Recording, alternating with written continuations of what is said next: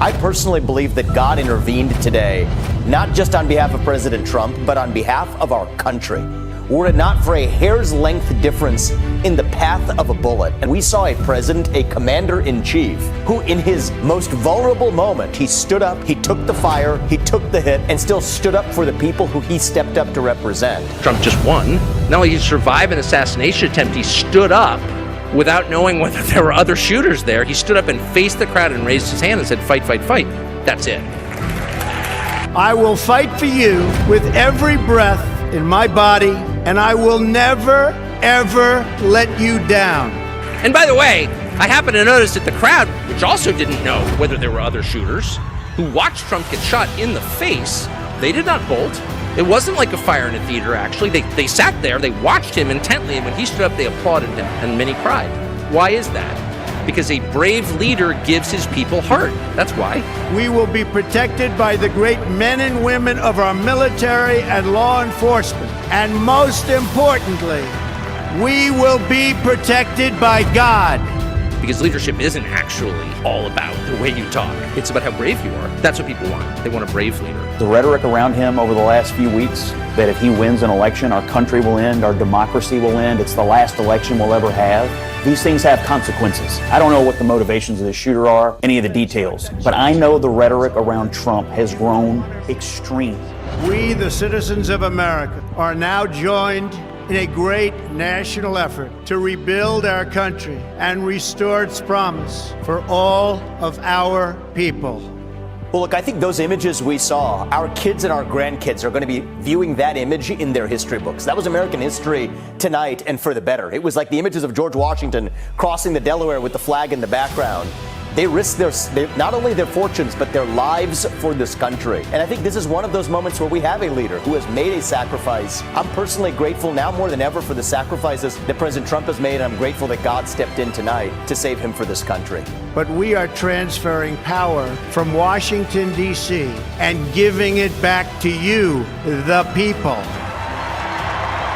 Because the Lord told me, he said, I am not done with America. I saw Trump rising up, and then I saw an attempt on his life.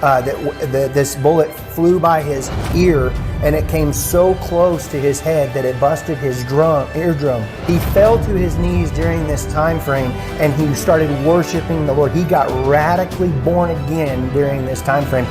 Together we will determine the course of America and the world for many, many years to come. We will face challenges. We will confront hardships, but we will get the job done. Here is an American flag that was flying at Trump's rally in Pennsylvania. The wind tangled it into the shape of a guardian angel just before he came on stage. We all collectively saw a true miracle of God. There should be no fear. We are protected, and we will always be protected. Washington flourished, but the people did not share in its wealth. The United States of America is your country.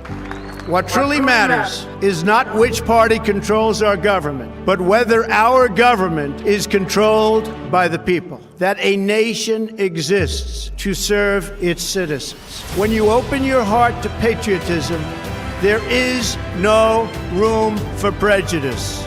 The Bible tells us how good and pleasant it is when God's people live together in unity. When America is united, America is totally unstoppable. Together, we will make America strong again. We will make America wealthy again. We will make America proud again. We will make America safe again. And yes, together, we will make America great again.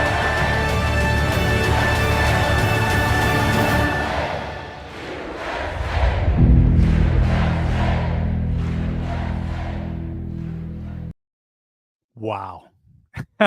I mean, just wow. That my production staff told me we got a big surprise for you at the very beginning of this live stream, and that is the very first time I saw that. I've got goosebumps. I don't know. We saw this for the first time together. What do you even say to that. Greetings, everyone. Come on in, one and all, for our very special Call to Arms event where we can all learn what we can do to make sure that Donald J. Trump, that amazing man, sees the most epic landslide ever. He told us, you heard it, he told us to fight, fight, fight. And that's exactly what we're going to do. Let us know in the chat where you're from here, gang. Let us know what you thought of that amazing, epic video that we just saw. That's the word that keeps going through my mind right now. I've got to be honest with you. Epic. We are truly living in epic times. Seriously, this is as historical as it gets. I've heard it said numerous times, even by hysterically unserious outlets like CNN. That photo, that iconic photo that we were all in real time eyewitnesses of, will be remembered for literally centuries. We were all collectively witnesses of an event, a moment that will be remembered for centuries. I mean, this is as historical as it gets. And that symbol of victory, that symbol of defiance, that symbol of triumph is a symbol for us all. And that is what we're gathered here to do. We're gathered here. We're all assembled to rise to the occasion of this epic moment and make J13 a foretaste of the overwhelming victory that we will all see and be a part of on November 5th. Who's excited? Who's excited to be here? Put it in the chat. Let us know.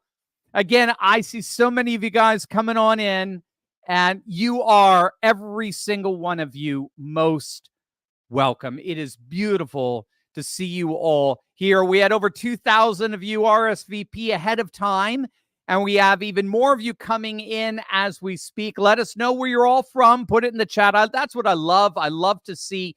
One of the coolest things here is to see where you're all from. We're a worldwide patriot community, and it's just so absolutely awesome to see here. We got a couple of preliminary things going on here, some housekeeping things before we dive right in. We are live on YouTube, Rumble, Twitter, Instagram, you name it, on our app, our special app. But only those of you who have RSVP'd can ask me your questions at the end and have access to our special community chat that we have on our own virtual platform. So if you still want to, as it were, RSVP, if you want to be a part of the live Q&A and backstage discussion, you still can. Just click on the link below, or you can scan the QR code. It's completely free, and we will send you a link ASAP once you have RSVP'd. It's never too late. There's that QR code. I love it. So you could just join us live. Again, it's absolutely free. Come on aboard. We'd love to have you. Secondly, every one of you here attending this event who has RSVP'd and who sticks around to the end will get our Courageous Conservative book bundle. So these are 3 of my best-selling books. We got President Trump and Our Post-Secular Future. We've got The Return of Christendom, Demography, Politics, and the Coming Christian Majority. And we've got The New Nationalism, How the Populist Right is Defeating Globalism and Awakening a New Conservative Age.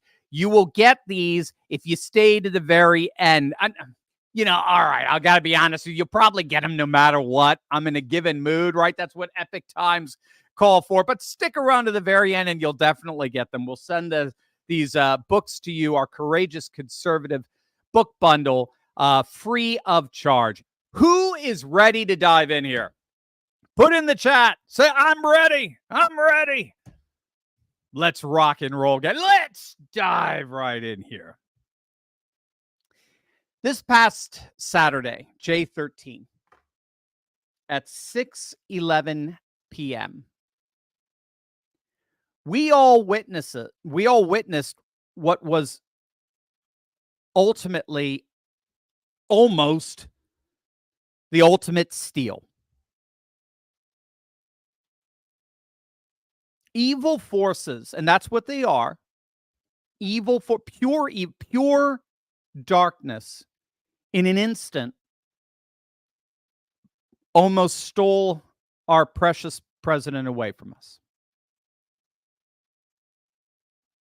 We were literally millimeters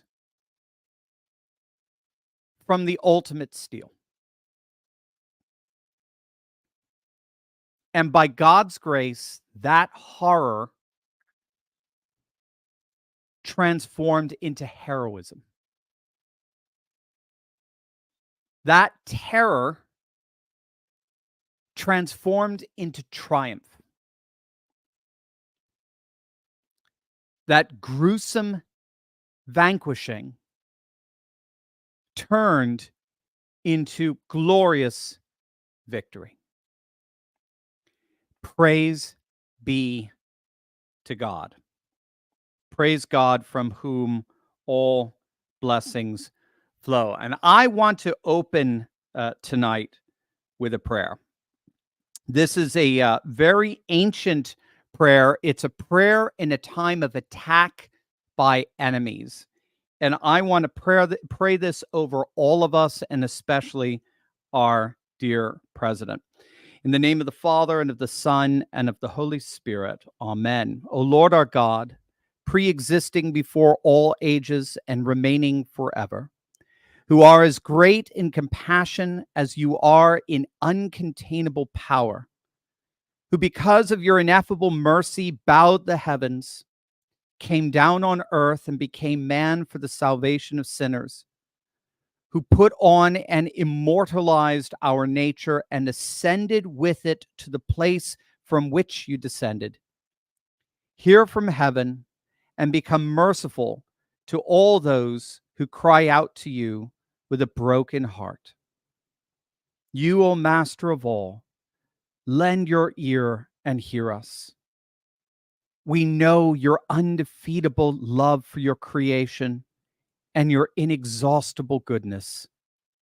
Hence, we throw ourselves into the ocean of your compassions and entreat you, turn not your face from us, nor cast us away from your countenance, neither hand us over to those who are so furiously attacking us. Look upon us with your compassionate eye. Show us how to rise above both the visible and invisible enemies. Place in us a power from on high. Encompass us with your almighty right hand. Keep us under the protection of your wings. Fortify us with love for one another, and grant us unshakable peace. But before all and above all, instill in us your fear and your love, that your holy name may also be glorified in us. Upon you alone we look. On you alone we have placed our hopes, and to you we send up all the glory, together with your Father, who's without beginning, and the life-creating Spirit, now and forever, and unto the ages of all ages. Amen. Amen. And I put that in the chat. Amen and amen. I think, one of the most amazing things to come out of Saturday, and I think we've all noticed it. I think we've all seen it. We're certainly seeing it at the Republican National Convention this week. We've been seeing it in the amazing political commercials that are coming out, the videos, just like the one we just saw. There is a sense of extraordinary courage that has awakened in the MAGA movement, a courage like we have never seen or experienced before. Make no mistake, this is precisely the kind of disposition among people that God awakens in these epic times.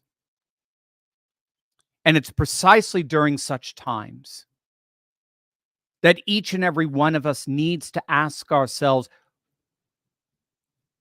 what do you want to do in the next 100+ days, regardless of your age, your education, your health, your wealth, whatever? What do you want to do in these next 100+ days that will be the stories you can tell your children and your grandchildren, and your children can tell their grandchildren decades from now, looking back at that iconic image? What do you want to tell them when they ask, what did grandma and grandpa do to help that man win? What did they do that protected us and our children?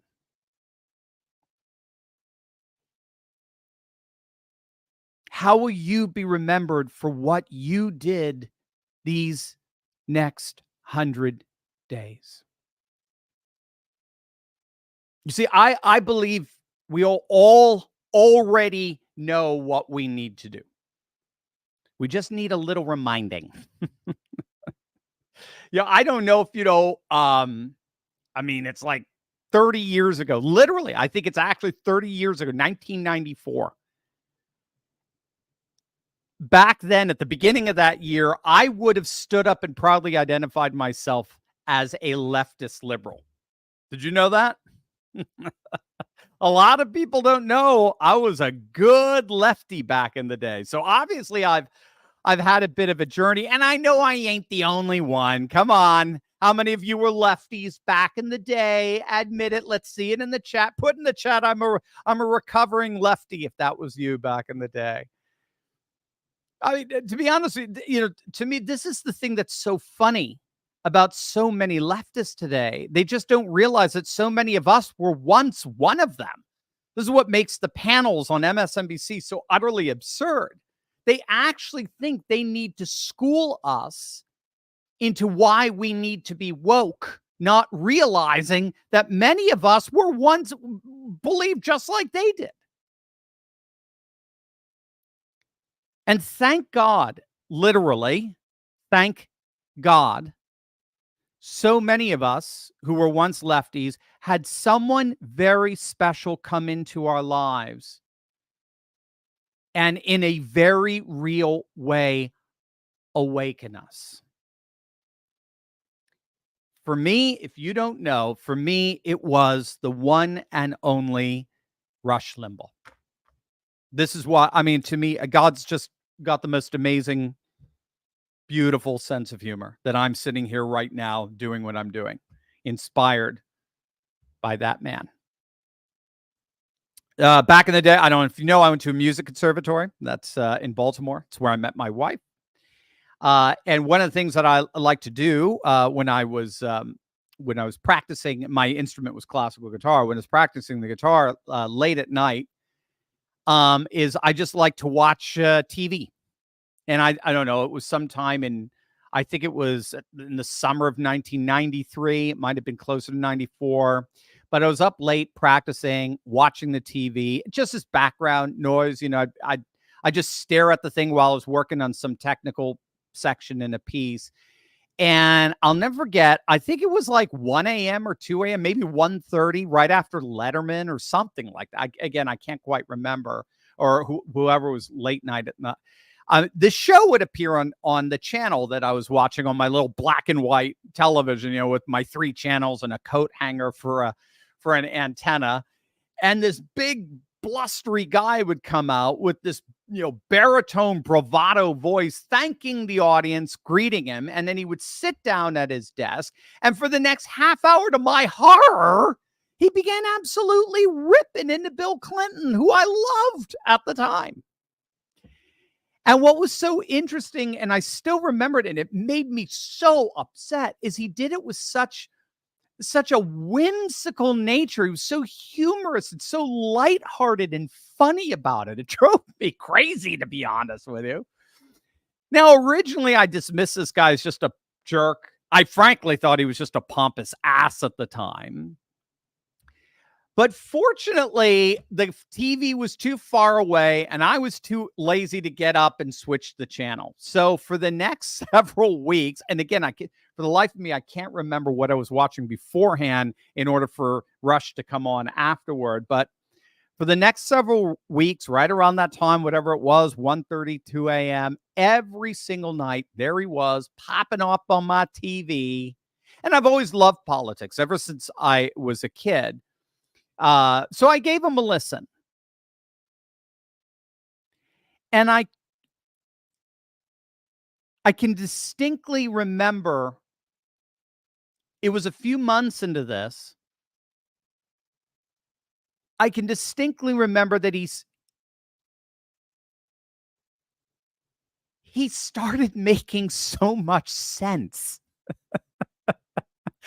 It was scary. I just remember stopping periodically, whatever I was playing, and I would just listen to him, and I thought, holy crap, that works. That makes sense. He started defending Reagan, of course, and he would constantly contrast Clinton with Reagan. And I remember beginning to see Reagan as a rock, or better, Reagan standing firmly on a rock of tradition made up of 3 core timeless pillars. Did you catch what I said? That's very important. Immovable, timeless pillars. Pillars that are every bit as relevant today as they were thousands of years ago, as they will be thousands of years from now. Timeless pillars. And what were those pillars? You guys know it. Put in the chat. There's 3 of them. What were those 3 timeless pillars that Reagan revered and defended his entire political life? Faith, family, and freedom. Faith, family, and freedom. And you'll notice that each one of those timeless pillars actually needs the other and implies one another.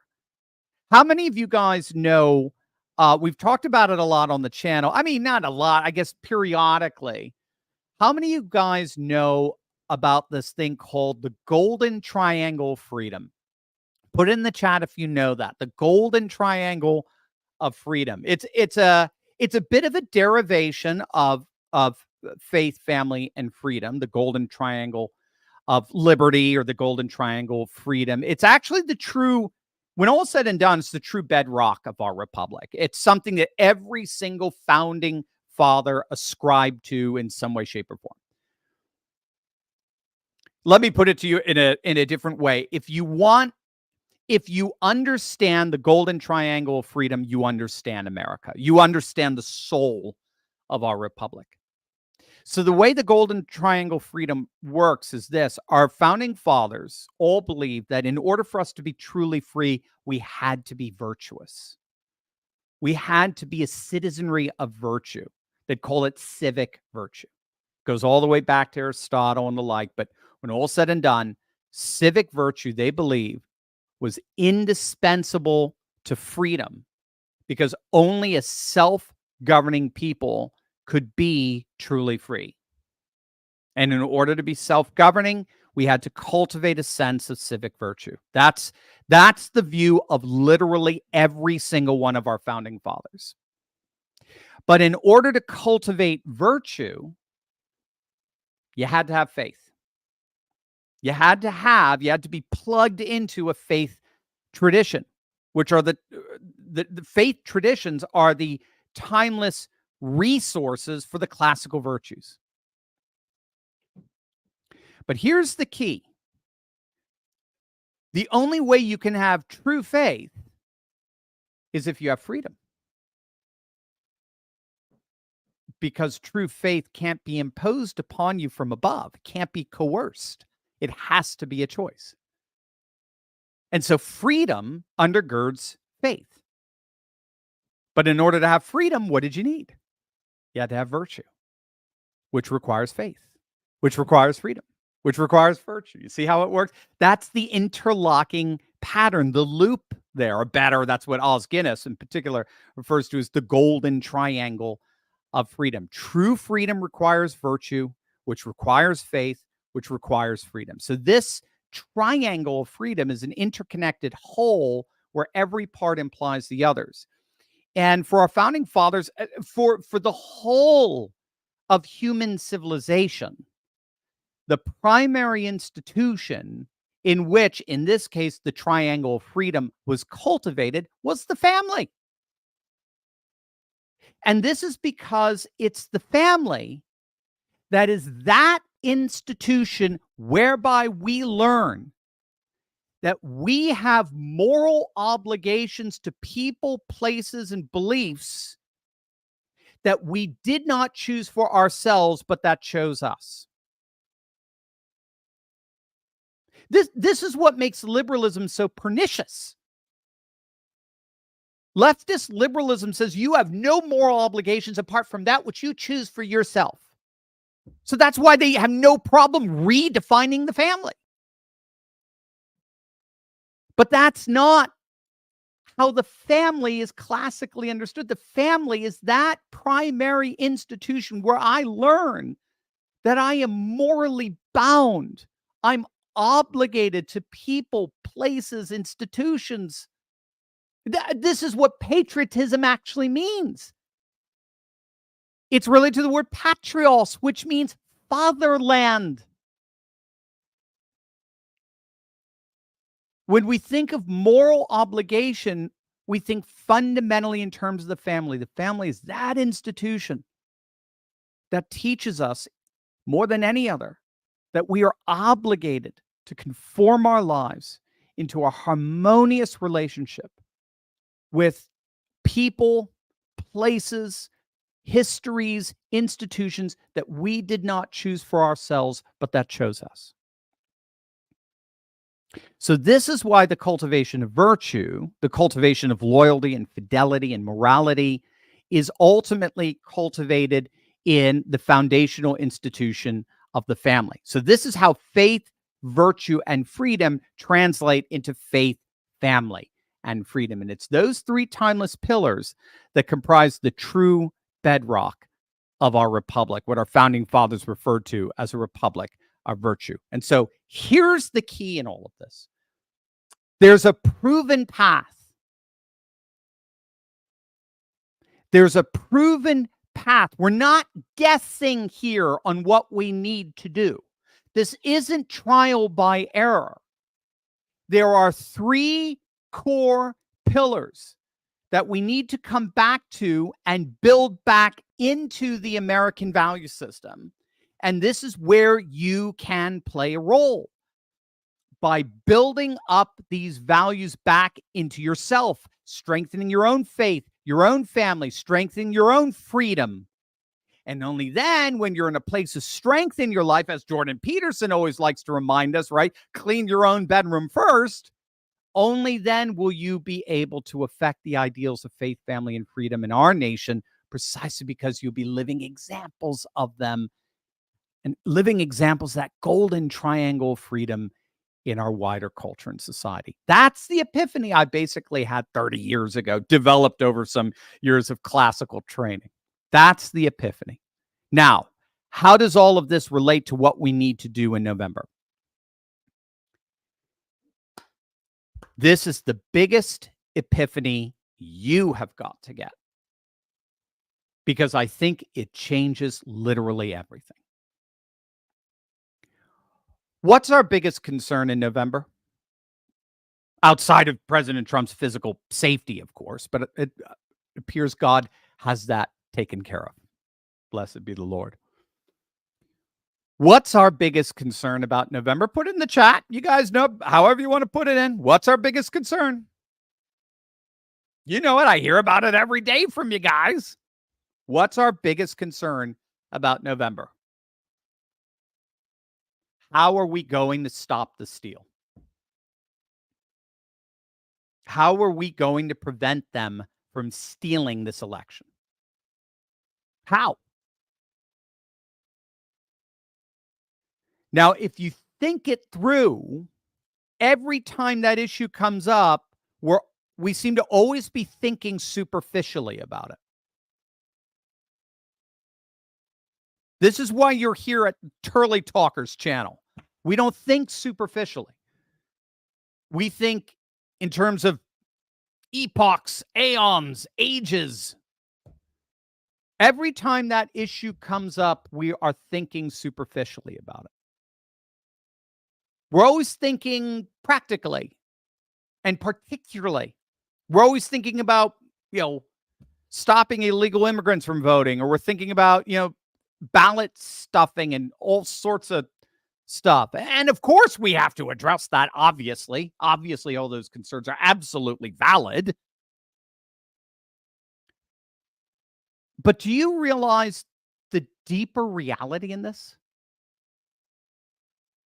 We could be talking about all of that and not even realize the fundamental reality, which is, why is it that they can steal the vote in the first place?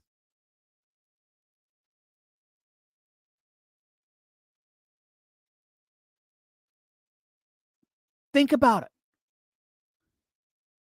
Foundationally, why are they able to steal the vote in the first place? You know the answer.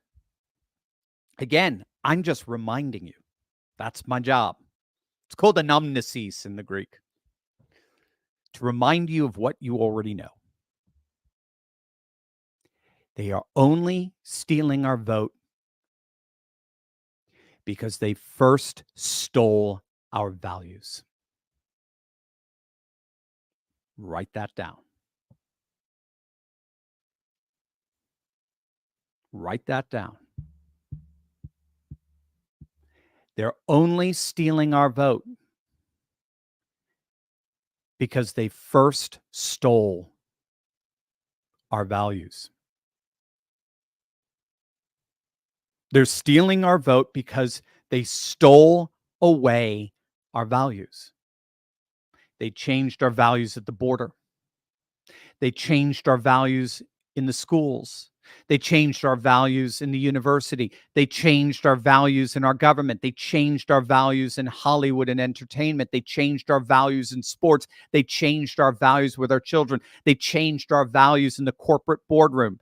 They stole away the very values that undergirded our republic of virtue from its founding. This is so essential for us to get tonight and for the rest of our lives. If we don't fix this, every other fix is a mere Band-Aid for a compound fracture. I'm serious, gang. Too many of us think that all we got to do is fix the election system, right? Get rid of the machines and stop mail-in voting, or just return to paper ballots only, and we're good to go. No, we are not. Because that's missing the bigger steal that's happening. We could have the freest and fairest elections in the world. They could still be passing all of this insanity. Look at California. Look at New York. Look at Illinois. You have fully free and fair elections, but as long as they have effectively stolen our values away from us, the very values that undergird a constitutional republic, our social and cultural problems are only going to get worse. They're stealing our elections because they first stole our values.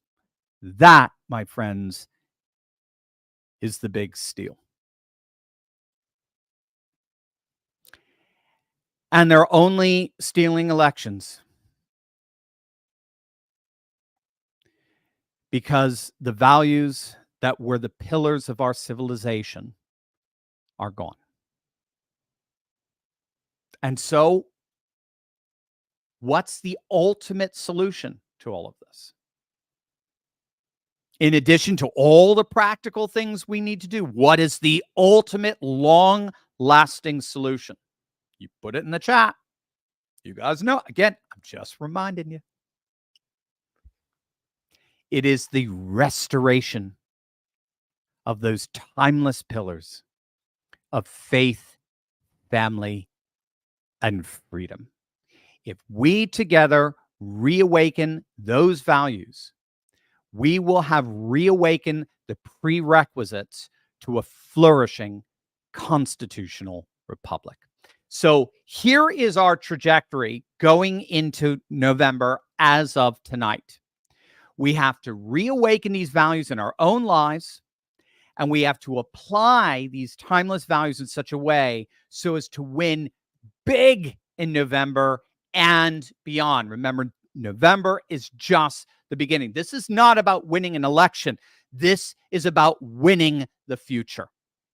So tonight's focus is going to be primarily on the latter. We're going to focus on what we all can do practically, the action items we can take to win in November.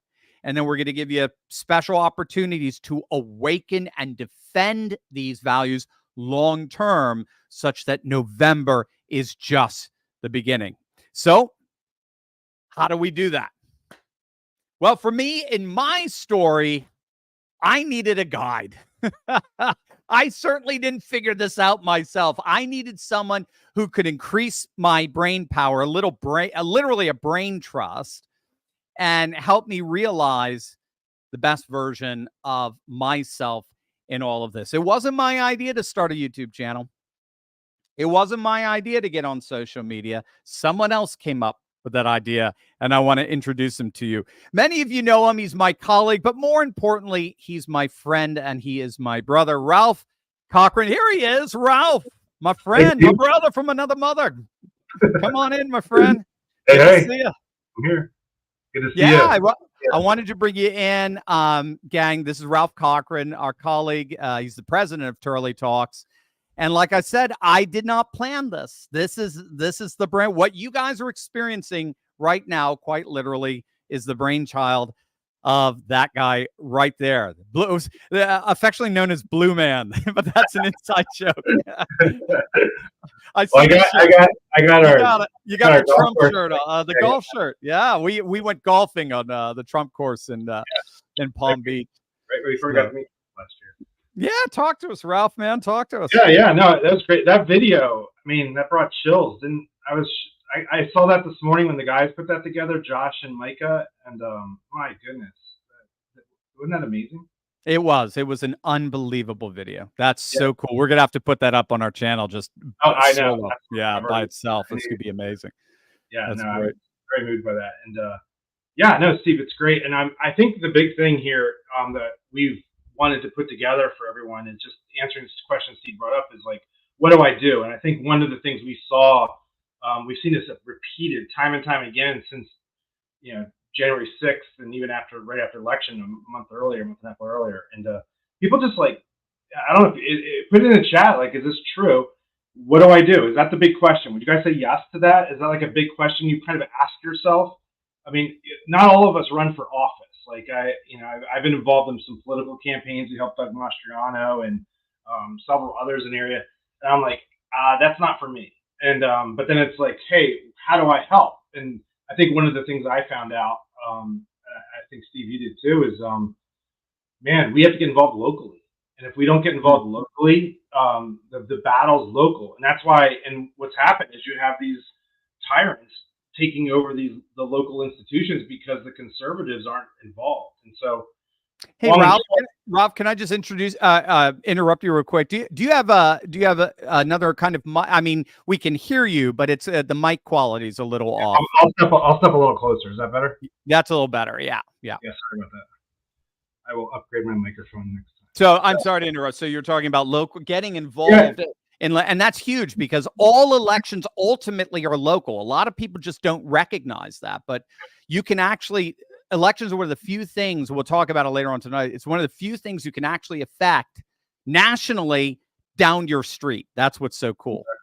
Yeah, so that's the big thing. We have some special guests that are waiting right now to come on in a few minutes. But before we get to that question of like, what do I do? I found that I needed to learn who am I? Like, what are my gifts and what things could I be doing before I can get this list of like, am I the one to go speak before a board meeting? Am I the one to run for office? And am I the one to, I don't know, like what roles can I play in this battle that's very real? Because I didn't grow up being involved in the government sphere, the civic sphere. My parents weren't in government, those kinds of things. Like, so just questions kind of scratch my head. It's very uncomfortable. And so we brought on some experts that have kind of walked down that journey, that have probably walked further than we have down that journey. And we want to introduce you to them. There's some guides like we're kind of following too. And I'm really excited about several of them to come on. So, but before we do that, I wanted to, with another person we are good friends with, his name is Joe. And Joe helped us really get clarity around understanding, like, what are my gifts? What is my calling? Where do I fit in this battle? And so him and Steve did an interview a little earlier today. Unfortunately, Joe is on another event right now helping.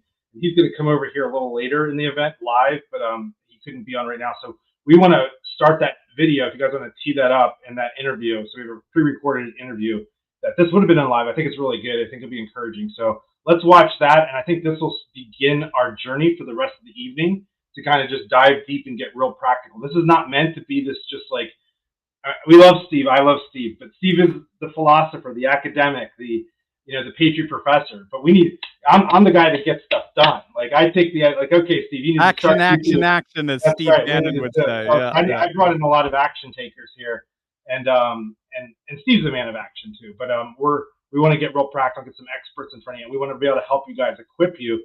Basically, we have 100 days, right? 110 days, I think, is the count right now. And what do you do right now, but how do you know what to do? And that's what we want to answer first. So let's pull that video on. If you guys can play that, that'd be fantastic. Micah or Josh? Our first guest tonight is going to develop for us the role of faith in securing victory in November. So I want to introduce to you a very dear friend of mine, an amazing influencer, Joseph Aaron. Joe's the founder of Multiply Inc., which is a company whose mission it is to change the world by multiplying movements that matter. I love that. All right. I want to say that again because it's so cool. Joe is dedicated to changing the world by multiplying movements that matter. Now, just to give you a sense of how awesome that is, Joe's company is actually on the path to acquiring 100 million subscribers of media so that they can shift the gaze of culture back towards heaven. It's awesome. So, Joe, thanks for being with us. Great to see you here at our Call to Arms event. It's awesome to have you. Well, it's my pleasure to be here, and hello to everyone. And Dr. Steve, the world needs some new foundations, or maybe some old foundations, but I'm sure you have some questions for me. Yeah, absolutely. Right back. Well, I mean, let's get into that. Actually, I'd like to start off more or less with an objection, if I can, we might call it a false belief. Mm-hmm. What would you say to someone who said that we're a secular society today? And so we no longer need, antiquated, outdated ideas like faith driving a 21st century nation. Yeah. Well, listen, what to do in the midst of a world in turmoil is not the first time this has ever happened. I found it really interesting, Dr. Steve. I'm going to start with the Bible, even though I know that's a secularist question. Psalms chapter 11, verse 3 asks the same question that we're asking here tonight, which is this: when the foundations are being destroyed, what can the righteous do? And just to start this whole thing off so everyone knows who I am, to be clear, I'd like to start this interview by saying we need a revival of faith in America today. Yeah. Amen. There we go. I was looking for the amen. Amen. Yeah. Oh, I'm sure we're going to see it in the chat here in a minute. Absolutely. Yeah, amen and amen. Yes. Right. And we need a revival of faith. Yeah. David asked this question in Psalms chapter 11. And the interesting thing, when I went back to read it, because as I was preparing for this interview and thinking about what we're needing to do, it's interesting what the verse before this says, Dr. Steve, because in Psalms chapter 11, verse 2, when he asks the same question we're all asking, when the foundations are destroyed, What can the righteous do? Watch verse 2. David says, the wicked bend their bows. They set their arrows against the strings to shoot from the shadows at the upright in heart. Wow. When the foundations are being destroyed, what can the righteous do? Dr. Steve, this is not the first time that the enemy has tried to assassinate something good. Wow. And it didn't just start with President Trump. He was trying to assassinate some things and shoot some things long before he went after President Trump. He's been trying to shoot at some of our values. Y'all, this is what we're talking about here tonight, right? He's been shooting at some things, right? So here's what I see happening, Dr. Steve. If you pay attention to the response of what's happening in social media right now, and especially the young people, like if you hear what they're saying, and I'm 44. Am I still young? I don't know. Does that count? You're still young, man. You're still young. All right, I'm still young. So good. All right, fantastic. But when I look at the responses, here's what they're all saying. Ready? They're going, it's fake. Listen to my words. They do not, Dr. Steve, believe it's real. Right. Believe. Right. They don't trust. Right. They don't have faith in what they're even seeing. Why? Why would someone not have faith? It seems so obvious. It's because there is a crisis of faith in America. We have learned, Dr. Steve, to doubt everything. Right. Something has happened to us as a nation where we've lost trust in things that used to be unquestionable. Wow. We lost faith in education. I wonder why. They indoctrinated our kids and brought pedophiles into the classroom to dance lewdly in front of our children. We lost faith in the medical communities. I wonder why. The doctors promoted jabs to protect their jobs. We've lost faith in our churches because we're overwhelmed with the constant stream of sexual impropriety and failing pastors that fills the news. We've lost faith in government institutions to do the very basic thing that they swore an oath that they would do, protect the border. We lost faith in the court systems to be impartial and unbiased. Everything that people have come to put their faith into is under attack. Wow. And Dr. Steve, when everything that you believe is under attack, when everything that you once trusted upon is shaken underfoot, what do? And the answer is you doubt. Yeah. You doubt everything. You try and find a place to put your foot firmly. Does anyone know what I'm talking about who's watching this interview? And so faith itself is in crisis, and belief has become hard for many. And the nation is overloaded with the doubt, and we're grasping at anything that we can hold on to that might be secure. But Jesus tells us a story about two houses. Dr. Steve, you know the story. One house was built on the rock, and one house was built on the sand. And the waves came, and the winds blew, and the rains descended, and the house that was built on the sand, it fell. But the house that was built on the rock stood firm. Ladies and gentlemen, on Christ, the solid rock, I stand. All other ground is sinking sand. That's right. Yeah. Wow. All other ground. All other ground. It's all being torn. There's a scripture, I believe it's in Hebrews, Dr. Steve, you know better than me. It says, everything that can be shaken will be shaken. You all feel it? You feel the doubt. You feel specifically Gen Z and some others, and those of you even not in those, like, what can I trust anymore? Yeah. Yeah. And so in a crisis of faith, what do we do? And I believe the answers are not merely ahead of us, Dr. Steve, but they're behind us. Mm-hmm. Because if we look to the principles, we know that doubt tears down, but faith builds up. Somebody needs to put that in the chat. Doubt tears down, but faith builds up. Right. And David wasn't the only one to deal with unrest and a lack of trust. Several hundred years after him, I believe it was, a man named Nehemiah came along. And his nation was so destroyed that as they were carried away into captivity, they could smell the sulfur from the burning rocks of limestone and the smoke that filled the air in the heavens as they were carried away. And it's a long time after that moment as they're carried away that Nehemiah has this desire to rebuild what they had lost. Can I just start there? Does this story make sense to you right now, Dr. Steve? I love it. Yeah. Keep going, man. Rebuild something here. It's not that yes, in some ways it feels gone. It feels like, especially I'm guessing, if you're 50, 60, 70 years old and you're looking at the way that your grandchildren think, there may be a crisis in you of how do I help them see the world that I used to see? Because that world doesn't seem to exist anymore. And Nehemiah goes to God and he's like, God, help us rebuild this thing of beauty. Help us rebuild the walls of Jerusalem. And the first thing that happens, Dr. Steve, when they go there, is this helping anybody? First thing that happens is a man named Sanballat that rises up. Nehemiah gets to Jerusalem. He sees the destruction of everything that's happening. And Sanballat, an enemy that was present in that location, asks the same question they're asking of us today. And their question is, what is this thing you're doing, Nehemiah? You going to rebuild this wall? Will you rebel against the king? Wow. You can't do that here, the secularist says. Right. You can't pray in this school. This is a God does not enter zone. He is not allowed here. You need our authority in order to do this.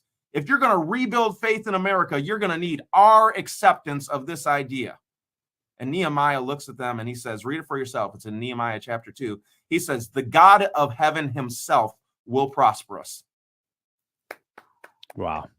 Does anybody believe this? The God of heaven himself will prosper us. I know you have an authority you're pointing to, Sanballat, but I have an authority that I am pointing to, and my authority is greater than your authority. But listen to what he says, Dr. Steve, because our question here today is, what do I do? He doesn't stop there. And unfortunately, I believe a lot of the church and a lot of the people of God and a lot of well-meaning people are stopping at God himself has given me authority. And they're like, okay, I'm good. They just sit back. Right. But that's not what Nehemiah does in this moment. In this moment of history, Nehemiah says those words, the God of heaven himself will prosper us. And then he says this, therefore, his servants shall arise and build. Wow. We're going to work, baby. Yeah. We're not just going to say God's good, God's got it. I hear a lot of people saying that God's got it. Yeah, God's got it. I'm with you. God's got it. Therefore, we must arise and build. Now, wow. In Nehemiah, they start recording the names of all the people who rose up to build. They named them. They recorded their names. They talked about what they did. They talked about what part of the wall they were building on. It was a very exciting moment, and they are remembered throughout time and eternity for their willingness not just to say God's got it, but to rise up and do something about it in the face of tremendous adversity. We get to chapter 4, and Sanballat, the enemy, returns. And he sees them building, Dr. Steve. And he looks at the people around him and he says, he laughs. He mocks at these backwards people who don't even have the capacity or the money or the wherewithal or the backing to really do anything of significance in rebuilding the wall. And he looks at them, he says, you feeble Jews, you're weak. You're too weak. Not only did he say you're too weak, but he said, what you're building is too weak. Let me read it. Watch this. This shocked me, Dr. Steve. This is for us today. How many of you believe the word of God is still relevant? Because we need a revival of faith in America. Watch this. He mocks the Jews. And he spoke before. He says, what are these feeble Jews doing? Will they fortify themselves? Will they offer sacrifice? What do you do? Pray to your God? Will they complete it? Will they complete it in a day? Listen to these words. This is what got me, Dr. Steve. Will they revive the stones from the heaps of rubbish? Wow. Stones that are burned. Wow. Then Tobiah, the Ammonite, was beside him, and he says, whatever they build, even if a fox goes up on it, he'll break down their stone wall. Dr. Steve, we know from the scripture these stones were made of limestone. Mm-hmm. And what you may not know, if you're not a student of history or geology, is that if you burn limestone and then put pressure on it, it is incapable of holding the weight and it will turn to powder. And so Tobias and Sanballat, the enemies of the people of God, look at what they're building and they laugh. They're like, number one, you're too weak. But even if you get it done, the thing you're building on is too weak. We've already destroyed that.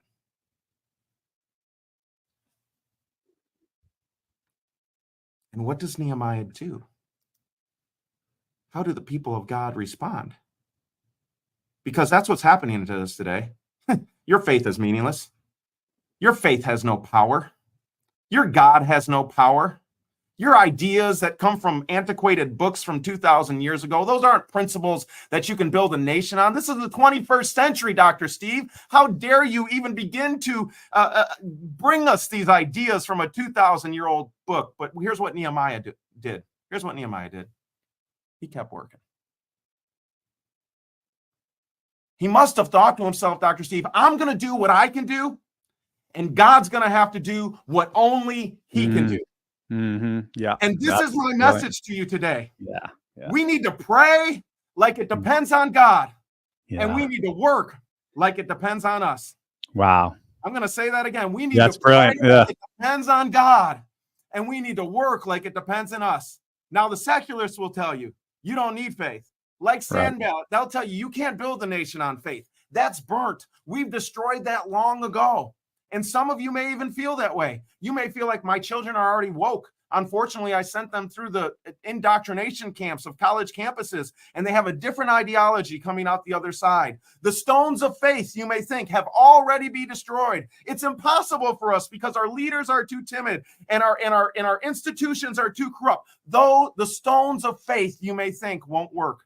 The onslaught of the enemy is too strong. But what God showed us in Nehemiah, Dr. Steve, is that if the people will go to work, if the people will work like it depends on them, listen to me, God can revive the stones. Wow. Wow. God can revive the stones in our nation. God can revive the stones of faith in your life. God can revive the stones of life in your children's life. What they didn't know as those masons laid those limestone bricks is that with every stone they laid, they must have held their breath in anticipation, hoping that this wasn't the stone that laid on top of the wall that would make the whole wall crumble. Is this stone secure enough? You may be asking. Is the stone in the foundation of faith sufficient to hold that which we're creating to fortify something beautiful and something good? Here's what you need to do to ensure that happens. Pray like it depends on God and work like it depends on you. Wow. Clap your hand if you believe it. Wow, man. Wow. Can I that's unbelievable. Well, first of all, the very fact that you just pointed out, we've lost faith in God, and therefore, from that point forward, we've lost faith in our nation. Of course, if we're one nation under God and we don't believe in that God anymore, we're not going to believe in that nation anymore. That was brilliant. And can I geek out a little bit on cultural anthropology here? Because I mean, what you just said was so good. Let me come at it from a different angle. Cultural anthropologists call that rock the sacred. And it's this notion that all humans have believed in from the moment there's been humans. We've always believed that life begins with a divine, eternal absolute.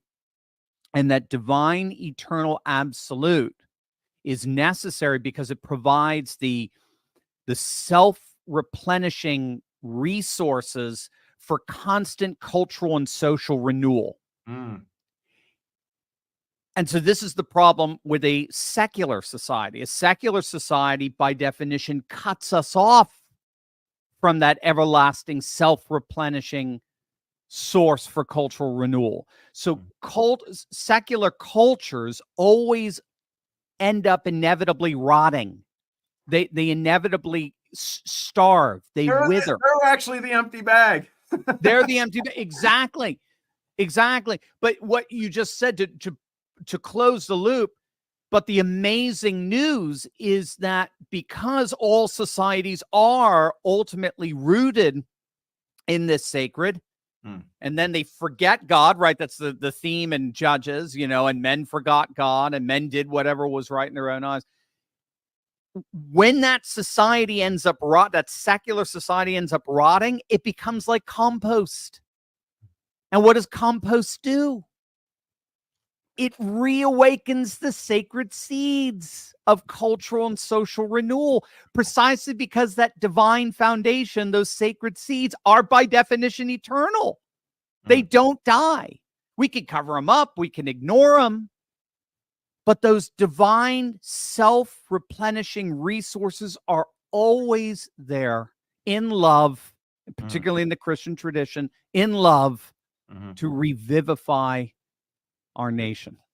Dr. Steve, and that is so beautiful. And I just want to say one other thing, because I think in general that most of us believe that we need a revival of faith, specifically a faith in God in America. And that is a foundation and a stone that cannot be removed. However, I think most people, and this is what I think you're really solving, one of the pieces that you're really solving, why I love your movement and what you're creating, is what you're helping to solve is not only, okay, I know that I need a revival of faith in my life, but then the question becomes, what do I do with this, right?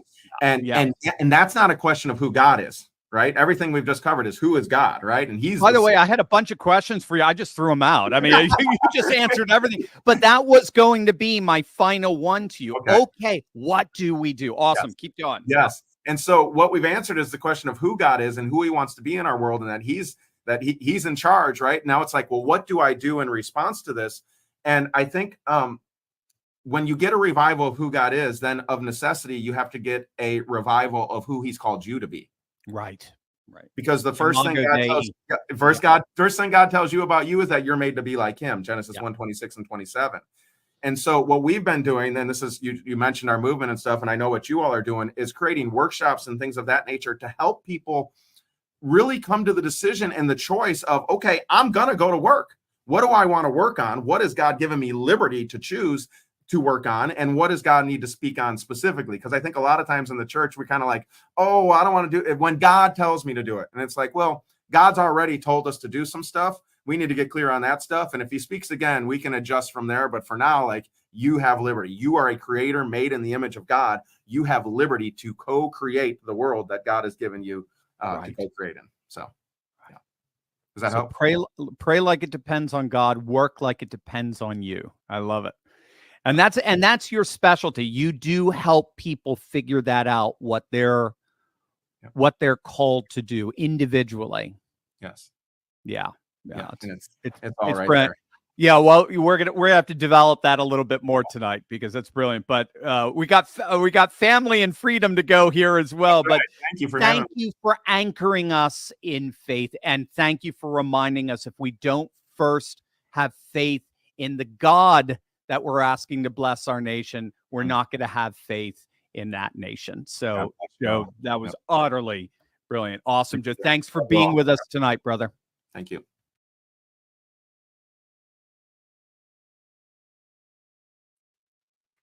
All right. You there? Great, everyone. Wasn't that awesome, Joe and Steve?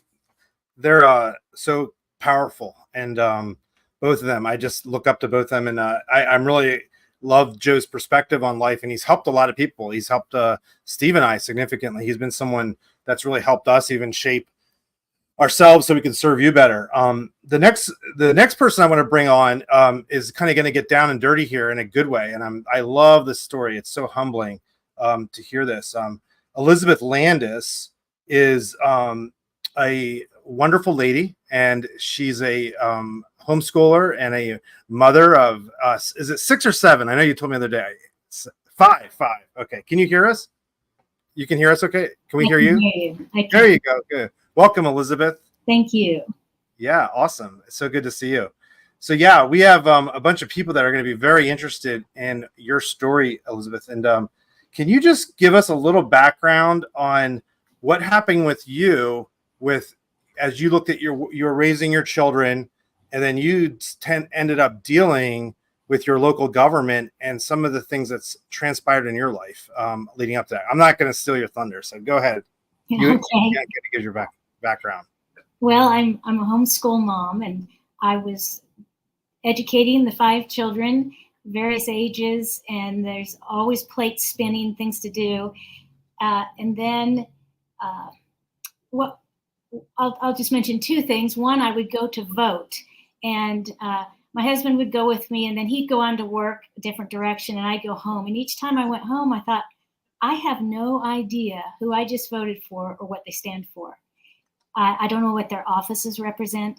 But then I'd get back home, and there are all the things to do. We're all busy. We all have a lot going on. And then our children started to appear in the local newspaper because they would be in 4-H or in a local theater production, part of the local public library. And friends would give us a clipping. And finally, my husband said, you know, Elizabeth, we really ought to subscribe to the local newspaper and stop depending on people to give us articles. And it wasn't long after that I saw on the front page that there was going to be a community information session because there were 126 people who had signed leases with an energy company in our county. And I thought, oh, this is, I didn't know about this. And so I went to an information meeting, and I only knew one person who was there. I didn't know who gave the presentation. And at the meeting, it was told there was going to be another public forum at our local public library, which was a wonderful public library with an auditorium. And so I did research, and I went to that auditorium. My husband also went. We both presented. He presented, and then later I did. After that was over, a nice-looking older gentleman came up to us and shook our hands. He did this separately. We weren't together at the time, and he shook my husband's hand first, and then later mine. And I said, I'm sorry, sir, I don't know who you are. And he said, well, I'm your county commissioner. And I thought, oh, I don't even recognize my own elected representative who's representing me at the county level. And that was an awakening, that whole situation, first coming to a public meeting and then meeting my county commissioner. And it just went from there, where I met my mayor, I met the other county commissioners, both incoming and outgoing. And then I ended up going to the State House and presenting there. And it was entering as an activist. And what I would like to encourage you listeners to do is to enter in a more peaceful way as an engaged citizen. The problem is the things that we've been talking about tonight, faith, family, and freedom. I call those three different things. I call them the three realms of God's government, and I call them the faith would be the church realm, family would be the family realm, and freedom would be the civil realm. And most of us have spent our lives dedicated in the first two, in family and in church. Great point. And we have completely forgotten the civil realm, the freedom realm. Yep. That was my big shake-up and awakening. And I ended up spending the next 2 years, about 20 hours a week, applying myself to the activism that this issue required, that I had previously not known anything about. Right. So it was a full-on education. And then after 2 years, we ended up moving over to Idaho, way across the nation. And I said to my husband as we were coming west, what do you think if I learn about civil government about city government after we settle? He said, I think that's a great idea. So in Indiana, I've been going to county commissioner meetings to follow this issue. And then fast forward to Idaho, I've spent the last 6 years attending almost every city council meeting that we have. Wow. And so what I would say, what can we do? Well, I think what we can do is take the faith that we just heard about and apply it in the civil realm. And that means acting like a Christian in the civil realm. So I think the thing that there are many, many things that I would like to tell people to do, and it would take a lot of time, but maybe to boil that down to something simple that hasn't crossed our minds. What can we do in 100 days? Well, I want us to think about what can we do in 100 years. And those other people who are on the ballot, in addition to the president, what are those offices? And can we go and visit and see what goes on there at any level? Obviously, the easiest place to start is where we live. So for listeners, if you live in city limits, go and find where your city website is. And then look there and see, when do your city meetings meet? And see if they are recorded. Maybe you can just watch some without even leaving home. If you're if you're incapacitated in any manner, many cities have them already recorded. And you can watch the one that just took place last week. You could watch the one live that's going to take place this week. Likewise, if you live outside city limits, you might live in a county, but not every state in the nation has counties. Louisiana has parishes. That's what you would call a county. So I call the county a county equivalent. And Alaska has boroughs. Connecticut has regional councils of government, and Rhode Island just has towns. Everybody else has counties. Go to watch a county meeting. And I would just recommend sit in the back. Don't plan to say anything and observe. Take it all in. Right. And I'm writing a book. It'll be out later this summer, and it will explain the things that you're seeing there. Awesome. Similarly, if you live near your state house, find out when your state house is in session. Some states are in session, as you can see from their legislation, all the time, like California. Other states, like Idaho, have a limited session. So one thing that really impressed me when I first met you through Daniel is, like, you just said something that was interesting. You said for 6 years, even I guess it's been going on even longer than that, like 10 plus years, you've been kind of plugged into this and involved in these local governments in some form, whether it was in Indiana or in Idaho. My question is, like, during that time, though, one of the things I'm hearing from you, and you said to me, is you didn't run for office. Like, you haven't been in office. And that's an interesting dynamic, but yet you're still going to these things. And that's something that I think is very attractive to, like, myself. I'm doing a lot of other things, and yeah, I feel like they need people there, and I can see that there's a vacuum. And then, but I've kind of always been playing the card, like, how can I help these other people and use, like, my marketing and business skills and get behind them. And I found that there are a lot of these people, these candidates, or just even other people in the local governments need help. But what was that like for you? I guess if you go sit in the back, I imagine, like, they start to notice you, right? And then and then things, like, kind of mirror, and then you start to have conversations. Can you just talk about, like, I just kind of like thinking, like, the person in here who's never done what you said, like that first step and the fears that they would come on, like, what were those fears like for you? And then how did those dissipate? And a lot of times those fears are not really real. And, like, can you just talk about that moment, those first couple times you started doing this? Sure. Well, early on, no one really paid any attention to me. Okay. And so that was easier initially. But I did visit a county meeting here, and one of the commissioners looked up and saw me and said, "What's your name? What are you doing here?" And I thought, I didn't really know what to say. So where's your ticket, right? Yeah. And what we have to remember as Americans is we are a nation of we the people. And that public building that I've encouraged you to go to a meeting in, that's your public building. Right. And so, and there's nothing to encourage and cause our faith to grow like investing in the civil realm. So a quick answer to someone like that, who are you? What are you doing here? I would just say, well, I'm a concerned citizen, and I wanted to come watch my government in action. Yeah. In terms of not having run for office, I've been asked many times to run at many levels of office. And I realized I could do that, but I would only do that.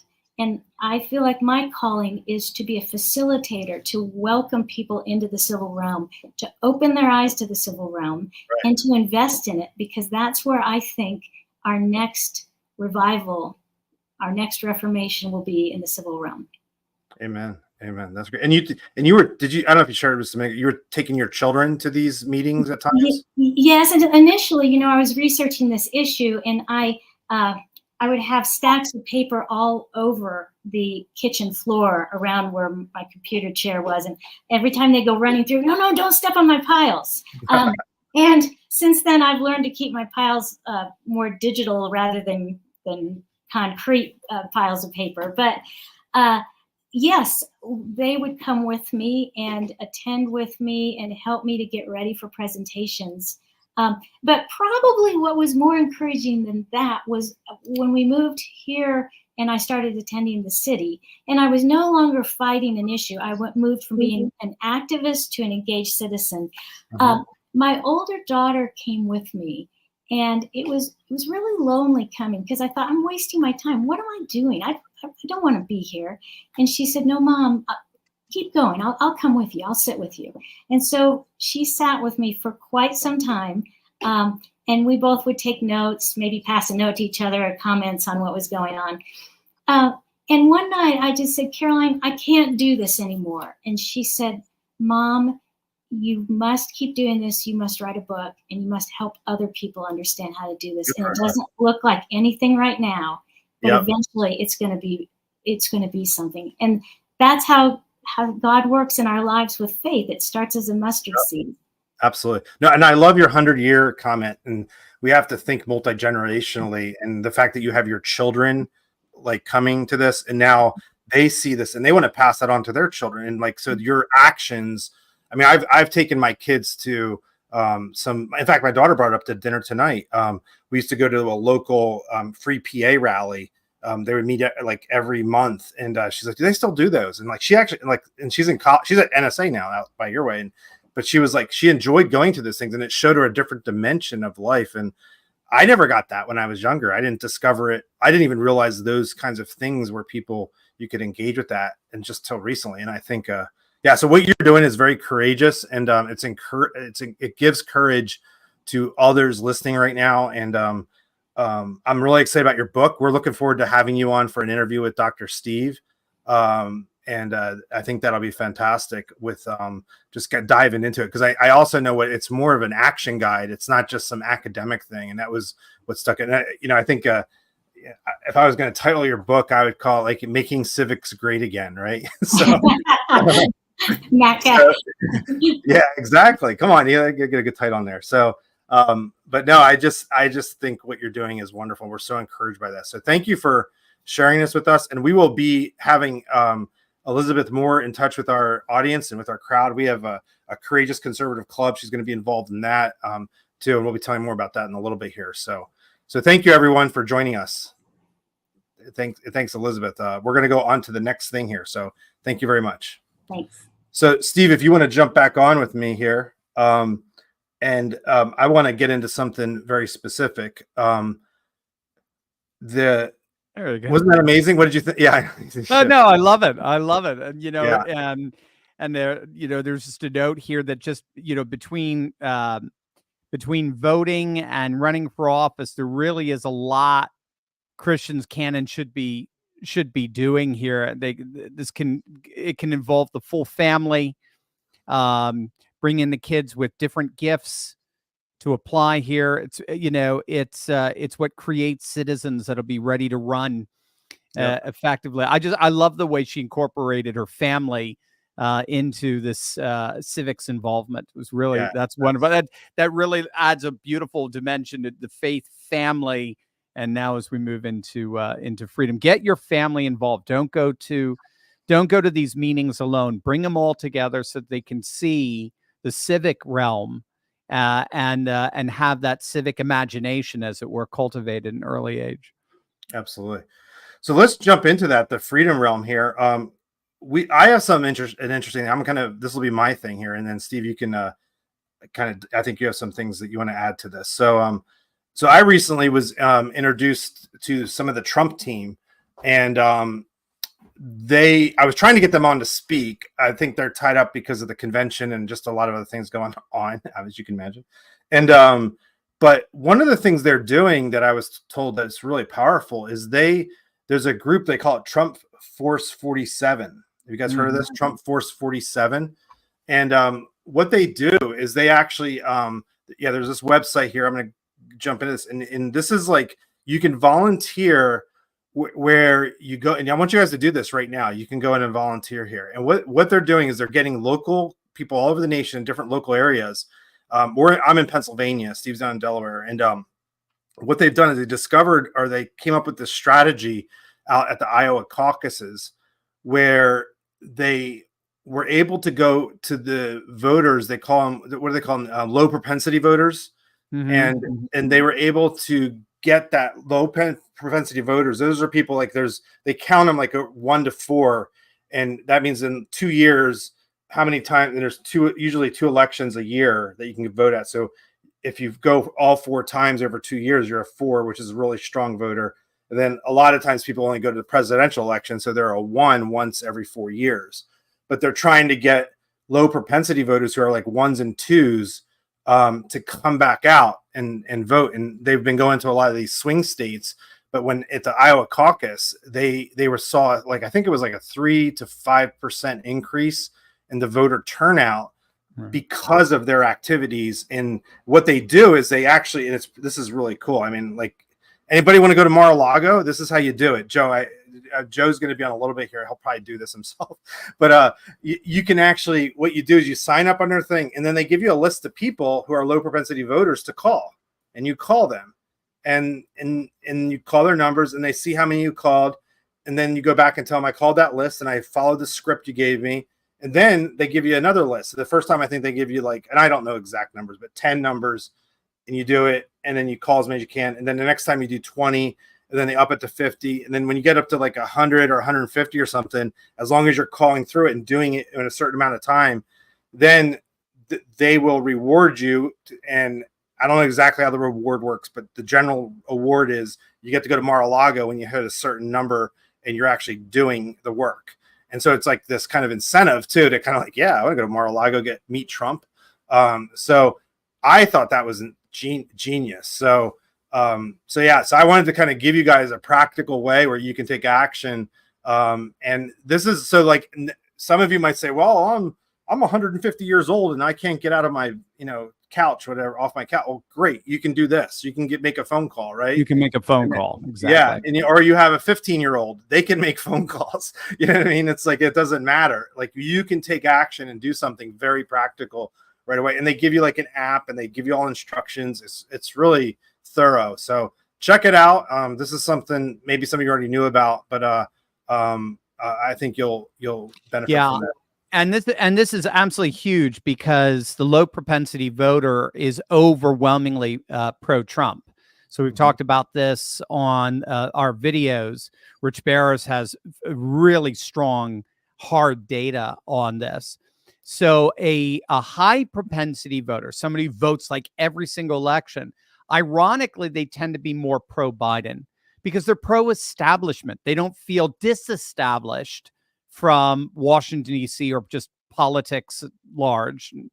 So it's the low propensity voter. When you poll them, they're overwhelmingly pro-Trump. Overwhelmingly. It was the same when you went across the pond during Brexit. People had voted in every single election, national election in Britain over the last several years. They were all pro-EU. It was the people who just tuned out and had it, wiped their hands of the whole thing.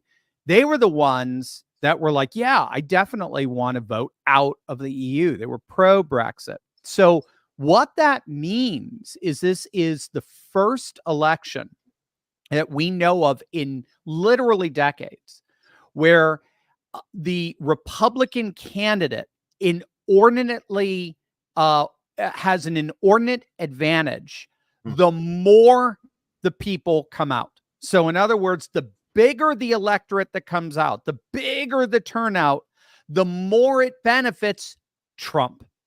Yeah. The more it benefits Trump, the smaller the turnout, the more you're reliant on the high propensity voter.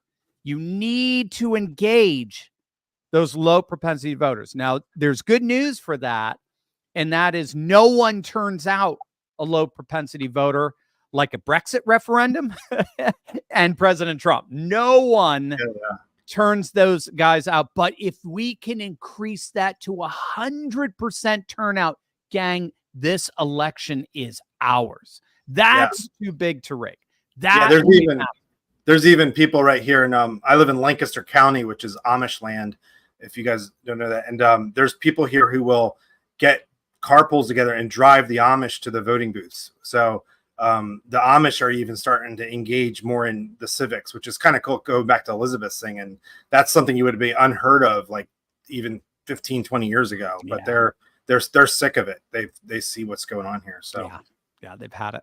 Well, cool. Well, we have another guest. Did you have anything else, Steve? Because I have another guest here waiting in the. No, go for it. That's just to encourage everybody to sign up for. Stay on here because you're gonna want to talk with this guy here. So with us, I have Ray D'Agostino.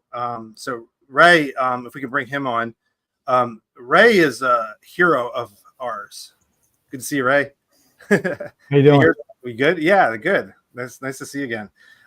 Ray is a county commissioner on the front lines here in Lancaster County, and but I want to tell a little story about Ray to introduce him real quick, and then Ray's going to get into talking some practical measures you guys can be doing, but he's actually very involved in the real ideas behind stopping the steal. And I think that's like the number one issue, like all of us have in the back of our head. This is all great. Trump survived and, there's this momentum, but how do we stop the steal? What can I do?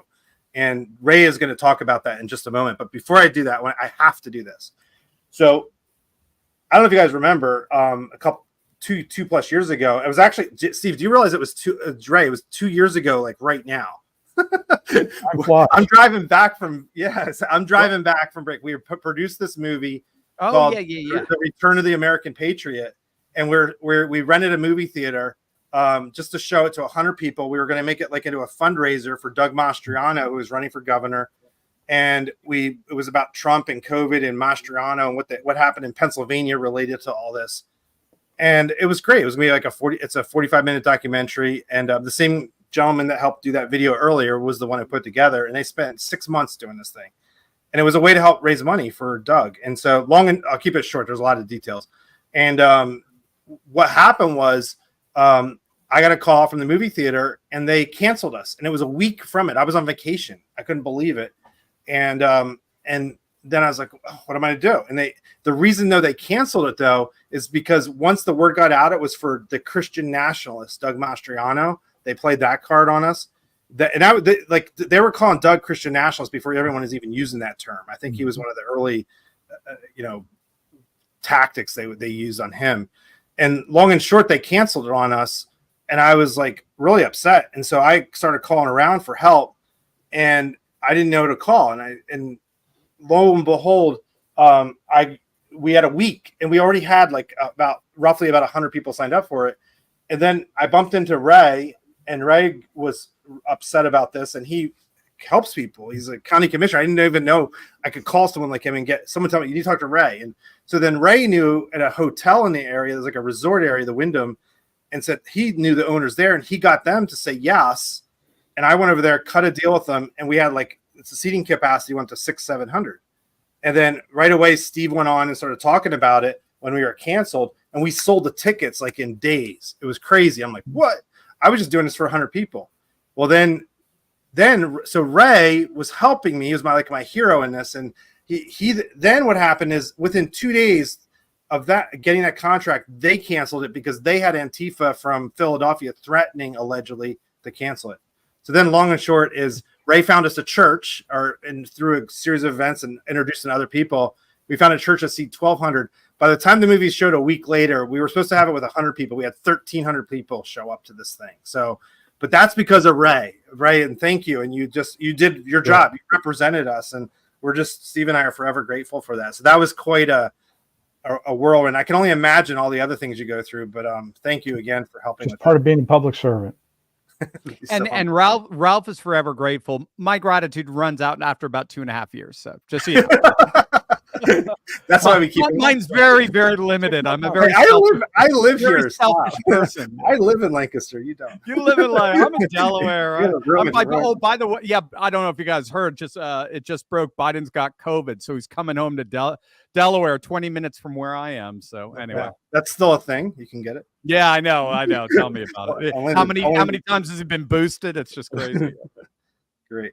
So Ray, tell us a little bit about just what you're doing just on practical things and that you've been dealing with to help people with the voting issues that come up. And Steve has some questions for you too, but just to kind of tell us a little about like what you do in the local government, what your function is, because people are from all over the country, and how that works and what your specific things you're doing and people can do here wherever they are to really help protect us from the issues that tend to come up every election cycle. Sure. Well, first of all, thank you for having me on. And I just have to say, Dr. Steve, Ralph, so far tonight, I am the one who's inspired. You have really inspired me. Everything I've heard, I totally agree. Dr. Steve, you're looking at a former lefty out of Philadelphia, Catholic out of South Philly, went to college. About the same time I'm listening to you, and I'm like, it's exactly what happened to me. I realized that's not who I am. I don't believe in that stuff. So here I am all these years later. And so, yes, I'm a county commissioner here in Lancaster County. And not only that, but I'm also the chairman of a local area Republican committee, which has 10 precincts and 20 Republican committee people. One of my positions, though, as a county commissioner is also, if you're a county commissioner in Pennsylvania, I don't know about other states, but you're also on the Board of Elections. And I just happen to be the chairman of the Board of Elections here in Lancaster County, as well as a county commissioner. I've been involved in every side of an election, both in terms of helping to get people out to vote, finding candidates, being a candidate, helping to run elections. So I've been really deeply involved in that civic government, but also from all different aspects. And one of the things that I've said from the very beginning on this role of taking on elections is that we're in charge in Pennsylvania. It's the county boards of elections that are in charge of running the elections. It's not the Department of State or a state level. It's the Board of Elections. And the mantra we have here, and I'm often repeating this, is that our elections in Lancaster County will be run with integrity, veracity, and transparency. Everything we do must meet those three ideals. And so when you look at that, when you think about it, it really helps clarify some things, and you're able to talk to people about how elections are run and how they're done in a way that meets those three different ideals that must come together for people to feel good about elections. And I challenge others who are my colleagues to think about those things along those lines. But we need to unify all the different aspects that has been mentioned here today about civics and getting involved in our local governments and talking to people about why all this matters. And then helping them to understand how they can get out and vote. So that's important, making sure that people come to vote, whether it's by mail or in person. They must come out to vote, and totally agree that one of the things that we are falling behind on is getting a low propensity voters out. That's what the left has done extremely well, especially in the advent of mail ballots. We Republicans need to do the same thing. On the flip side, we also need to make sure that elections are being run in a way, again, that meet those three ideals. And we as citizens should be involved in that. It's not just the local officials. As I said, I'm a public servant. I must be responsible and answer to the people. And that means making sure they understand how things are run and answering their questions.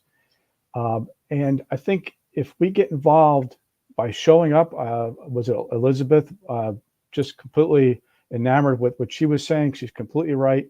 Showing up to meetings, but also showing up to be able to view how elections are run. You can do that. At least I know how it works here in Pennsylvania and Lancaster County. We make sure that people understand how elections are run and allow them to view and in real time and ask questions. I'll pause there and see if you have any specific questions, but that's just a general overview. Yeah, that's great. Steve, I know you have some questions for him, so why don't you go ahead? Well, I think, one of the big ones that everybody in the channel they're really concerned about is they're hearing or at least getting some evidence that illegal immigrants are getting recruited to vote.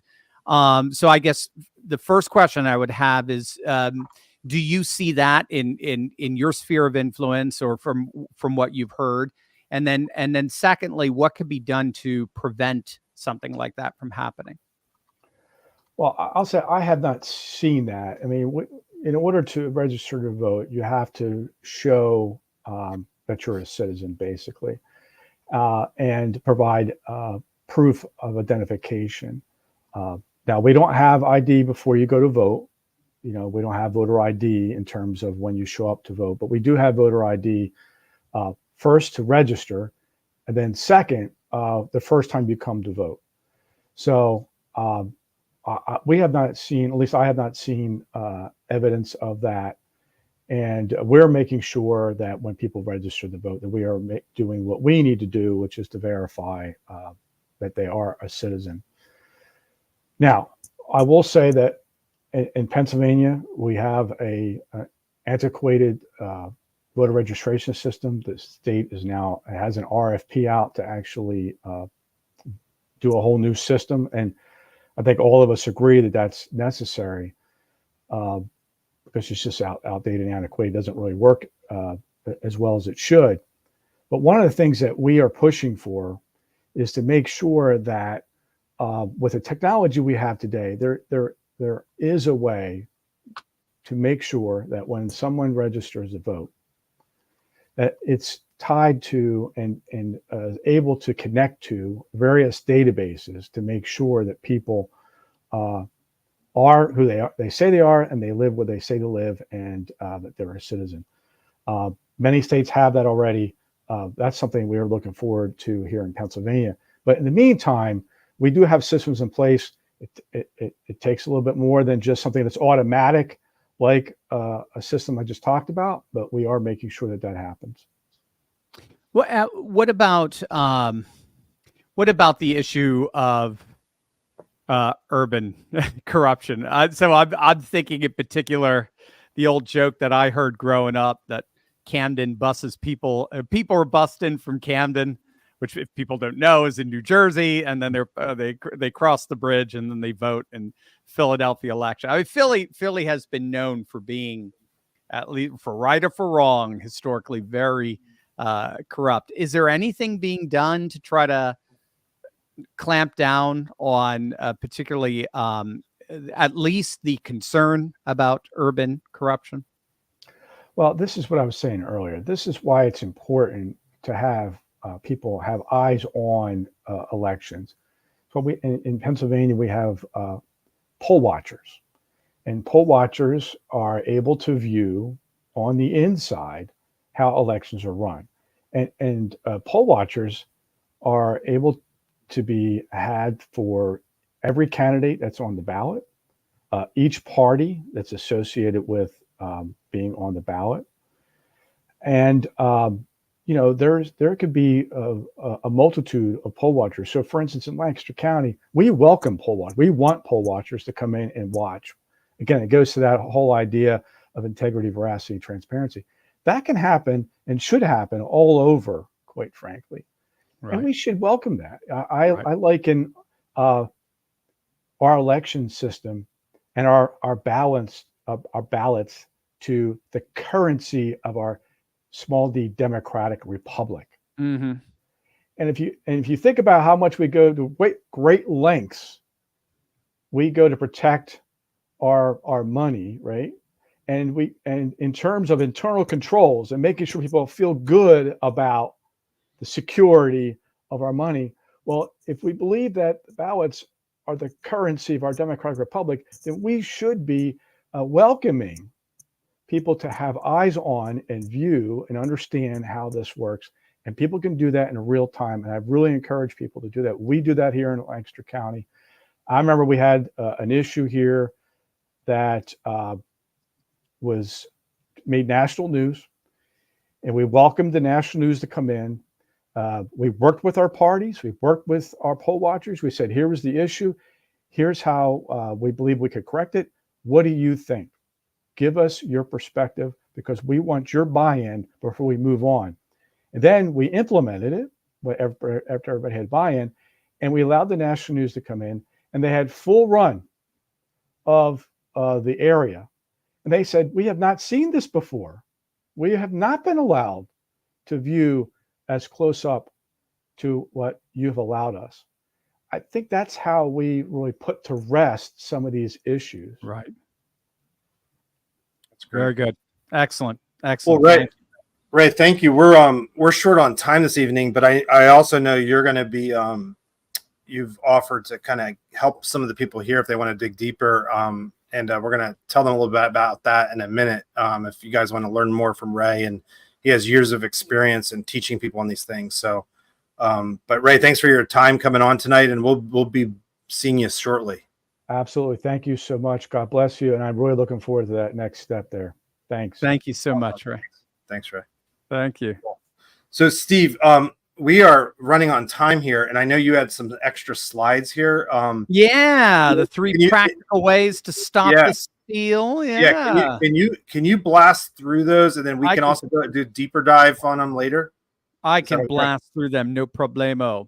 All right, gang, write these down. These are just three very, very practical steps you can take right now to stop the steal. Again, in your own life, this is what you can do to prep for November. The very first one, it's extremely easy. You can do it right now, even while you're watching this live stream. Check if you've been removed from previous voter rolls. I've talked to a number of people about what to do to stop a steal. I mean, professionals. And that's the number one thing they always bring up first. The simplest, easiest thing that you could do right now is to make sure you're removed from voter rolls of states you previously lived in. So just check out to see if you've moved, particularly in the last couple of years, but even it's just been several, if you've moved from a different state, you want to check to see that they've gotten rid of your name. Now, you could go to a website. I think we've got the website there in the next slide. What do we got? Keep moving, keep moving. Oh, you just go to buy. Okay, you don't, so I'll have to give it to you. I thought you had it there. We'll drop it in the chat. See, we'll get it in the chat. All right, put it in the chat. Very good. We'll give you a website, but you can also Google it. You can Google it to how do I check that my name has been removed from a previous address. Then secondly, you want to get involved with the ballot harvesting. And to get involved with that, and again, that's mobilizing those low propensity voters. Obviously, you could do what Ralph was talking about, and that's the Force 47.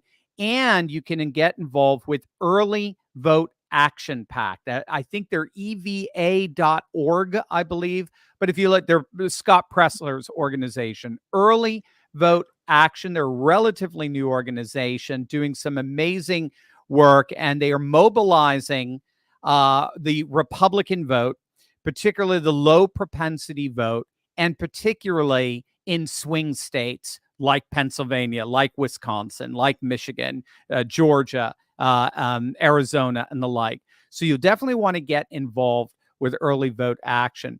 And then thirdly, just like you heard Ray say, you want to get involved in local election precinct activities. And here you can go to Election Integrity Network. Election Integrity Network. They have a very good PDF that you can download called Citizens Guide. I believe it's available at whoscounting.us, WHOS counting.us. And then what this is going to do is it's going to get you involved directly in your local election infrastructure, very much like what Ray was just talking about, as well as Elizabeth. And those are three very practical ways that you can get involved in the elections, your local elections, in such a way so as to stop the steal. So what we're going to do here is we will be sending an email out to everyone that RSVP'd, and then some of those that are on the live streams over on YouTube and Rumble and Twitter, we'll also post links to those too in those threads. So we'll get on the community page in YouTube and also in Twitter's there. So you can find it. You can find we will get you these links one way or another. So, well, good. Well, moving forward here, one of the things that's a big problem we have is it's one thing for us to win in November, and as Elizabeth talked about, how do we win for the next 100 years? And we have to think multi-generationally, and that's not an easy thing to do. Especially Americans are pretty bad at it. I was just in Europe a couple times this year, and I was just blown away by how the architecture and how these people think, and they would build these buildings and it would take them hundreds of years, meaning their families would build them for hundreds of years. Like it's a big deal in my house if we do something build something for a week together. You know what I mean? So it's just a different mindset. So one of the things is thinking about the next generation. So what we've put together here is an interesting opportunity, is looking at how are conservatives who are part of Gen Z thinking about the future, and where are they at, and being sensitive to them. Because I'm a Gen X. Many of you are boomers on here, and we have different age. But looking at Gen Z and the next generation coming up, and helping not just them, but even your children and your grandchildren think better, so they can feel better in these uncertain times. It's part of our slogan. And so with that, what we've done is we have started talking to some people on our team, and we've promoted someone to be one of the leaders of our Courageous Conservative Club, and that's Micah. And Micah's going to come on right now. And him and Dr. Steve are going to talk about, hey, Micah, welcome. Hello. So Micah, tell us about who you are, and where you, how old you are, and just your background, and what we're going to talk about right now. Yeah, so some of you might know me. I've been on a couple of the boycott updates in the past 3 or 4 weeks with Dr. Steve, and it's been a great transition to get on camera, and I've been learning a lot and learning how to effectively communicate with you all. I'm 22 years old. I'm the son of Ralph, as you can see the name. It's a secret. Don't tell anyone. But yeah, so I'm 22 years old, and I would consider myself definitely conservative, very conservative. And yeah, my background, I grew up going to classical Christian schools, and really, I remember a conversation I had with my dad actually maybe right before I went into college, and it was, how can you even be a Christian if you're not a conservative? And he looked at me and said, well, I have some things to tell you. This is, the world is a lot bigger than you might think. You're kind of the Obi-Wan Kenobi, this is your first step into you have no idea what's coming for you at college. And so, yeah, that definitely came true. I went through all 4 years of college and experienced a lot of diverting opinions from my own, and really had to interact and learn how to articulate my positions. And I see that definitely reflected in Dr. Steve and how articulate he is as a professor. Actually, never took a class from Dr. Steve, but I did attend the school that he taught at for a while. So yeah, that's just a little bit about me.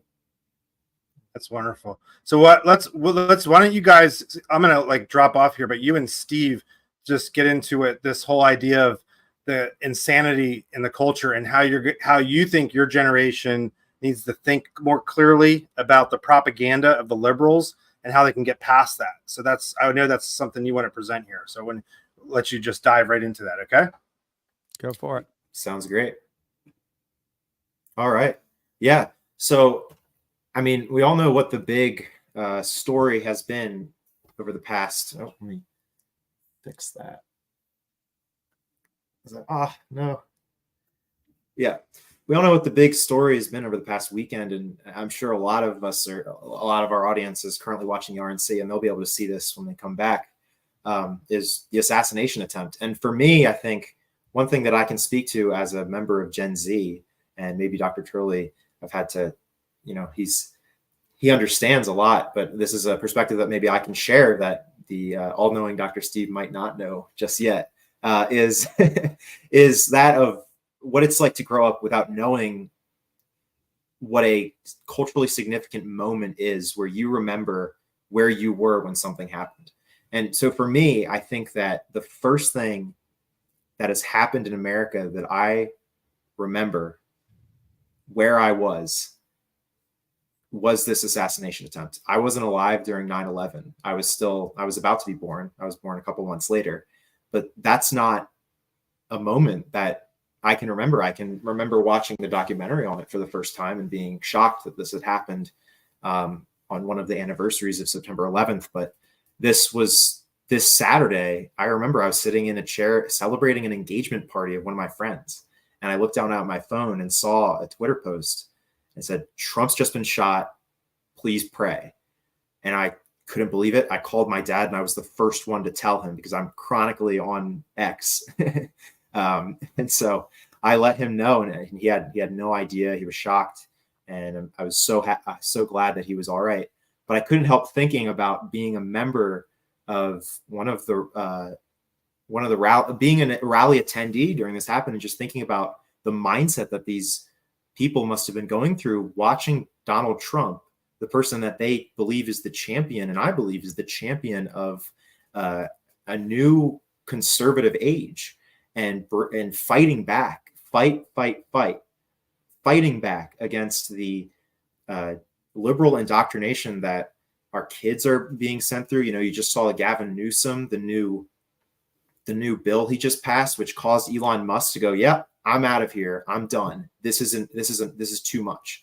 And it's so real. It's such a real threat. And watching Donald Trump, the man that they thought was going to take them to November and resecure the government and the institutions of power for the conservative movement, watching him fall, I can't even imagine what that would be like. It caused my heart to sink so much.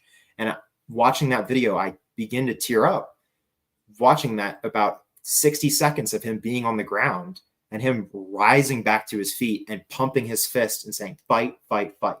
It's one of the most impactful moments that I think I've ever seen, especially on live TV. So amazing. Yeah, I know so many of us who are older, I think never even thought about it, how this was in effect your 9/11. This is Gen Z's 9/11. It was stunning. I know you got some video for us to dive into the liberal mind virus here. Yeah, well, I mean, this is all of that to say is what a miracle of God that he's still alive. And it makes me tear up because I just think of how different this country could be right now. And I know this is what a lot of conservative pundits have been saying, is just think about what we would be talking about right now if that bullet had gone 2 centimeters to the right. We would be having an RNC right now, and it would be a funeral. Or just not even if he just didn't move his head. Yeah, exactly. If he just didn't tilt his head, turn and tilt. That's it. If there was no turn if there was just turn, he would have been shot. Absolutely. If it was just tilt, he would have been shot. It was the turn and the tilt, and that combo saved his life. So. Yeah, and that is nothing short of God's absolute providence working out in that millisecond. And he just gave I don't know if you've seen, there's footage of him giving a speech at an RNC event. It's not the main stage, but he says that God was with me. That was God. And it makes me appreciate him much more than I had. And it's shocking. So I just want to focus on, though, we're talking about the next 100 years, because, we're going to talk about the next 4 years and Donald Trump and the impactful icon of history at this point that he is. And the next 100 years are really going to be focused on what have we left behind? What has the next generation been told? And what is the messaging that we have given them? So I want to focus on the shooter was 20 years old. I'm 22 years old. I can't imagine doing something like that, but here we are. Someone did this kid did this. And I cannot help but attribute that to the entire Biden campaign being about calling him Orange Hitler. That's their only line of attack that they've had. And this has caused a cognitive dissonance in the liberal youth. And so there are a bunch of young liberals who are fully convinced that Donald Trump will end any chance at a safe abortion, anything that they want, like any rights that they assume that they have, and that he is an existential threat to democracy. And if you believe that someone is an existential threat to democracy, you have an obligation to go and shoot him. If I believe that someone was Hitler, I have an obligation to do everything I can to not let that man continue to breathe. And that's where the logical conclusion of these arguments have led to. So this is the messaging that's been just promulgated on the youth and Gen Z and Gen Alpha. It's not a joke. It's led to this. I don't say that they're inciting it, but it is it's certainly not helping and raising the temperature. But that's their own standard. Their own standard is violent rhetoric breeds violent action. That's what Donald Trump is being persecuted by Jack Smith in Washington, D.C. on that very premise. That there would never have been an insurrection if there weren't first a call to insurrection. So violent rhetoric breeds violent action. They have only themselves to blame for that moral standard. I 100% agree. And we have video actually of liberals being interviewed about the assassination, and it is shocking to see just how divided the country is and just how effective this messaging has been from the left. It's shocking. It really is. So I'm going to play this video for you all, and we can all watch it together. This is someone interviewing liberals right after the assassination attempt. There had been a lot of information available at this point. It's a false flag. False flag. Yeah, false flag. Somebody died and 2 people injured. What do you think about that? False flag. False flag. I thought it was magnificently staged. It was professionally done. It almost looked real. Wait. Staged by who? Oh, by Mr. Trump, of course. I think this whole thing is staged. You think it was staged? Yeah. It depends on everybody's view. Yeah. View of the assassination attempt? What do you think? Does it kind of depend on where you're standing, whether or not you agree with the assassination attempt or disagree with it? I just don't see that being the truth, but that's I'd rather just not make any comment. Really quick, what are you talking about the truth? What do you mean? Oh, you just don't believe it was an assassination attempt? No. Please don't. No. We're so anti-Trump. I don't even want to. Was it a bad thing though? Was it a bad thing? Would you condemn it? Oh, that he got shot at? Of course. Yeah, you never do that. Of That's course, all. you don't do that. That's all I'm asking. Yeah, that's really bad. No matter. Yeah, exactly. You don't do that. Was it staged? Probably. Staged? Yeah. Okay, so you think Trump maybe staged a fake assassination for support? Okay. And that resulted in somebody dying and other people being critically injured? I haven't seen the news today. I'm not here for the news. I haven't seen anything. I'm on vacation. So you just thought it was fake? Of course. One person died in the crowd, 2 critically injured. What happened it's a there? small price. It wouldn't matter to Trump. Do you think he cares if people die for him to be elected? That doesn't mean anything to Trump. Now, staged. Yeah, that guy right there. I mean, that's the messaging that has been nonstop. 8 years. Right. Exactly. If you're Hitler, then of course you don't care if anyone dies. Of course, he's just pushing the illogical outworking to its conclusion. Yeah. No, and it's pushed to being arbitrary or inconsistent, as my dad always says. But this is the logical inconsistency that they have. The Biden campaign has nothing to say except that he's Hitler. And so, if he's Hitler, why are you condemning the shooting? Why is the shooting being condemned? If he's Hitler, you should not be condemning this. I would be shocked if you condemned a shooting if it's Hitler. It is brainwashed activity, as someone in the chat just said. Yes. Yeah. I also want to after the reaction to this shooting, I have another clip that just aired, and I don't think Dr. Steve has even seen this yet. This just happened at the RNC. Joy Reid, MSNBC, had this to say about Biden contracting COVID. That I have on that. These two men are both elderly.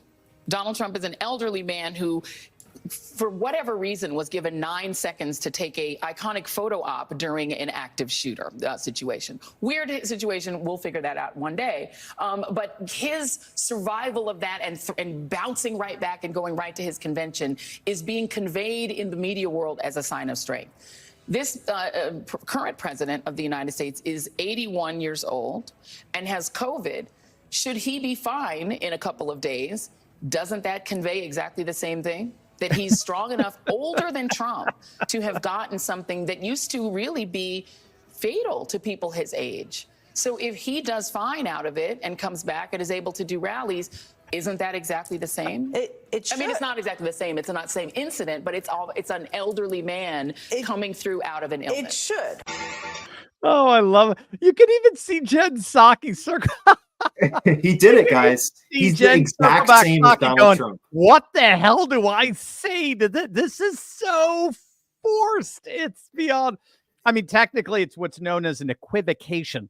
It's to Exactly. equivocate two completely unlike things and try to find some kind of similarity. You also notice something, and I did see this in my Twitter feed. I had not seen that. Thank you for that, Micah. And yes, Micah is always on X. I half the videos I get, I show you on X. Micah sent to me. He's my R&D guy. But you'll notice they cut him off walking up those stairs, ascending the stairs to the plane. He looked incredibly feeble. It took him a minute and a half to go up 7 steps. Incredibly feeble. And you'll notice they deliberately cut away from that. Yeah. You know, I want to say something here as just to really do a big frame for all of us and what we're seeing here. Can I do that? Yeah, absolutely. Yeah. You know, you go back to those who were actually talking about this being staged. And this speaks volumes in terms of what scholars call a post-truth era or a post-truth society. And it's this double standard that we see all the time. So, for example, if Alex Jones says something like that, a shooting is staged, it means he has to be sued for $1 billion, right? Because he said something so hurtful and objectively outrageous and so forth. I'm not saying that that's what Alex Jones said. I'm just saying that that's what he got, convicted of doing, right or wrong. The point is simply to underscore the dramatic double standard that exists between what can be said by and done by those on the left and what is not allowed to be said and done by those on the right, even though they're virtually the same thing. So we've got an obvious double standard, and I think it's important for us to understand where that double standard comes from.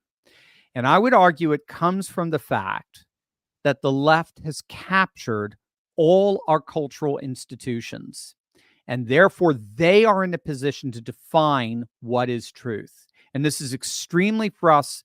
It's extremely important for us to understand big picture in terms of us engaging with any kind of polarizing conversation. I actually wrote about a book. I wrote about this in a chapter of mine on a book I have coming out on Trump and the MAGA movement called Unstoppable.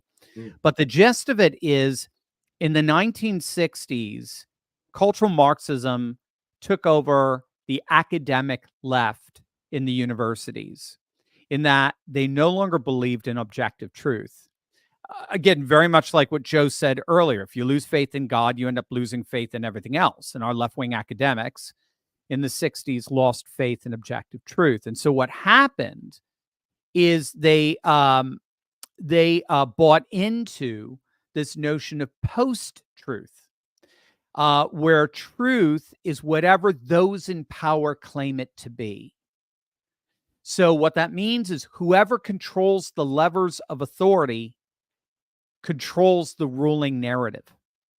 You've got to get that. That's so important. Whoever controls the levers of authority controls the levers, the ruling narrative. There was a very interesting article on this recently in Chronicles magazine.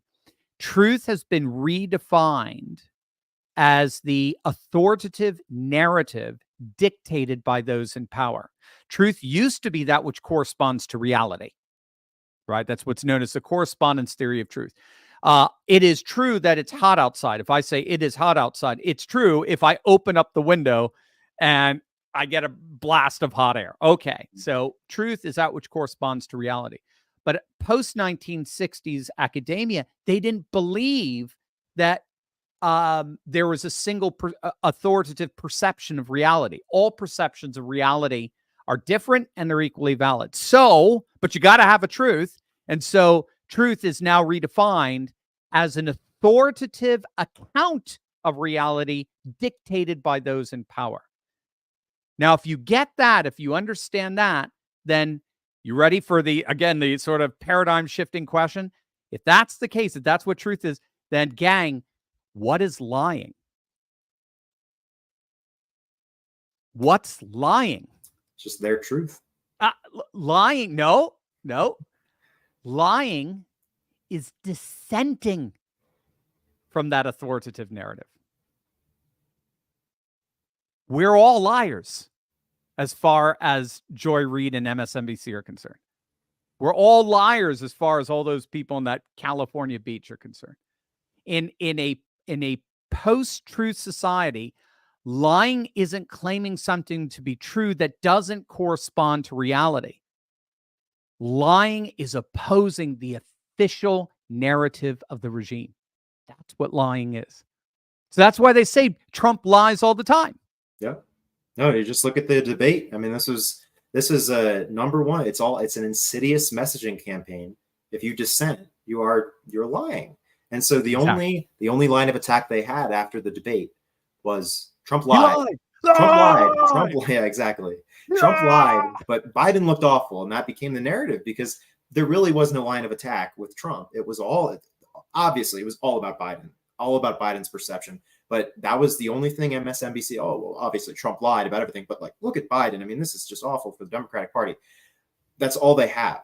But so, and this explains, if I can, this explains precisely why they can burn down every freaking city across the country and cause $2 billion worth of damage. Yeah. And that's social justice. But patriots get a little hot-headed and storm a freaking building. And it's the single worst terrorist act in the history of our nation next to 9/11. Yeah, but Biden at the NAACP just said, you all peacefully protested the death of George Floyd. I mean, I don't understand if this was Donald Trump said this. This is all about January 6th. It's over. I mean, he has not said that it was a completely peaceful protest. But imagine if he did. That would be the news cycle for the next year. Yeah. And Trump would be thrown out of like it would be over. Yeah. Well, maybe. I mean, they've already lied about so much. Yeah, but let me close the loop on that because what's so key here is that the solution then, and you have philosophers like Heidegger and a bunch of others who pinpointed the solution. The solution is to, in effect, challenge the regime and the regime's narrative. And you challenge it by reclaiming reality. And that's what the MAGA movement is. That is precisely what faith, family, and freedom are all about. Yeah. It's all about reclaiming reality from the regime's narrative. Yes, So, and the instrument to do that is to be able to articulate why we are right and the left is dead wrong. Exactly. I mean, Biden in the debate lying about every single thing that even CNN had to put a graphic up about it. Right. This is how we win. This is for Dr. Steve. He had Rush Limbaugh to show him this way of reasoning and articulating the correct side and to really make sense of reality in a post-normal, post-truth society.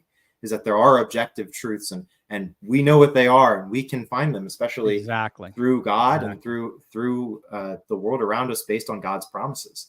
So for me, the inspirations that I've had, and many of you probably know them for Gen Z, it's Ben Shapiro, Charlie Kirk, Steven Crowder, and Larry Elder. I watched Larry Elder is one of the more eye-opening ones. His interview with Dave Rubin I would recommend it to anyone to go watch that right now. His first interview with Dave Rubin. It really gives you a sense of what a strong conservative who can really eloquently articulate their position is. So we're tying that back to being able to influence the next 100 years. I wanted to, we have a booklet for everyone that we want to, once you sign up for this, for these courses we have, we wanted to be able to give you a booklet which will teach you and give you just a sense of how to reason and articulate the conservative position by noting and being able to defeat the fallacies of the left. And we have a bunch of examples. Well, Micah, let me hold you on that because I want to bring you back on in a few minutes, and you're gonna explain that. That'd be great. Because this is something that's been very powerful for us, and even raising our 6 children. Micah's our oldest, and just making sure they've been equipped with the tools of thinking. And Steve is a professor and teacher in the classical education realm, and Micah came and encountered teachers like Steve that helped him think clearly. So then he's 22 years old. He's able to be equipped better than I ever was to be able to go boldly into the culture and stand up to him and go against the regime. Like he's equipped to do that. And it's very encouraging. And I'm very blessed by the Lord, Micah, to see what you're doing and how you're thinking through these things. So I hope everyone else is encouraged by that too. So thank you, Micah, very much. And we're going to stick around. We will have you back on in a moment here. So Steve, yeah, this has been a really special evening. I guess where I want to kind of begin to wind things down. We are going to do a Q&A here in just a few minutes. So if you guys did RSVP, we see your questions. They're going through and trying to find the questions, and they'll star them. So please ask your questions in there, and Micah and Josh will take care of that. But yeah, so Steve, one of the things we've done here is recognize that we just need to get people more plugged into what we're doing. And, we got demonetized, and recognizing the future of what Turley Talks is all about. And so one of the big things for us is we've kind of had to pivot ourselves and kind of identify who we are. And I wanted to kind of share that vision that Steve and I have been going through this transformation this summer. It's been very eye-opening to us. Like, okay, well, it's not just a YouTube channel, what we're doing. And I'm pulling up something here. I'm chatting with you. So we have kind of gotten clarity around where we want to go in the future. And we've come up with this kind of mission statement that we wanted to share with everyone on here that will help you get clarity about where we're taking and leading you. And over the months ahead, you're going to hear more about this. But let me just read it to you. I don't know if we have a slide for it or something, but I have it right here. I'll just read it to you, and we can do that. Yeah, Joe, there he is. Welcome, What's up, Joe. everybody? Real quick, before you read that, Ralph, ladies and gentlemen, this is the most important part of the entire night. This will decide whether the last 2 hours that you've spent with us will actually make a difference in your community, in your family, in your faith, and in the freedom that we're all fighting for. And so before we go to this step, because what Ralph and Dr. Steve are about to share, I'm so excited. I got to be on the inside. I'm just a volunteer here tonight trying to be a part of everything that they're doing. Scale of 1 to 10, 10 being this is awesome. Can you guys just show them some love in the chat? If this was amazing, if the information was amazing, if it was inspiring or helpful, give them a score. Score a 1 to 10. It's their first time doing an event with this new thing. I'd love to see it in the chat. What do we got coming in?